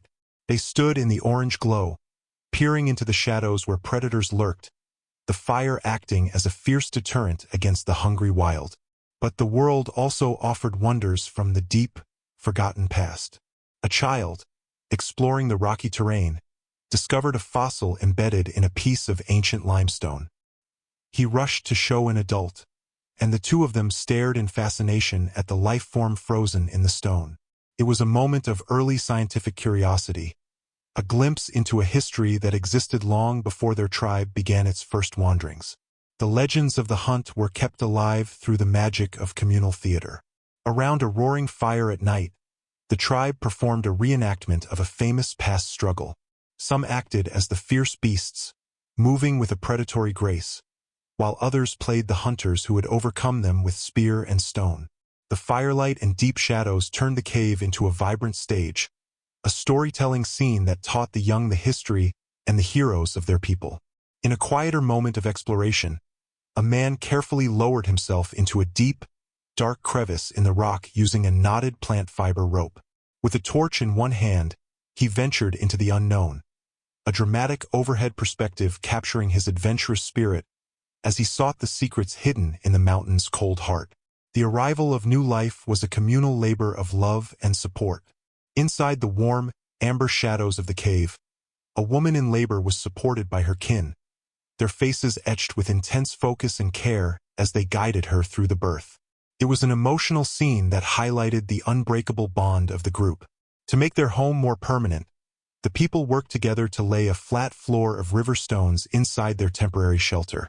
They moved with an organized, practical efficiency, placing each smooth stone carefully to create a stable and dry surface. The overcast afternoon light caught the methodical construction, a scene of human ingenuity turning a rough sanctuary into a habitable home, layer by deliberate, stone-cold layer. Innovation and celebration were the constant rhythms of their survival. A man stood in the open terrain, his eyes narrowed as he studied the flight path of a thrown stick, analyzing how its design influenced its return to his hand. He was the first engineer of flight, his focus on the curved wood a precursor to the boomerang. But when the day's work was over and the sun had dipped below the horizon, the tribe gave themselves over to a primal, joyful feast. They gathered around a massive roasted carcass, tearing at the meat with an intensity as laughter and conversation filled the night air.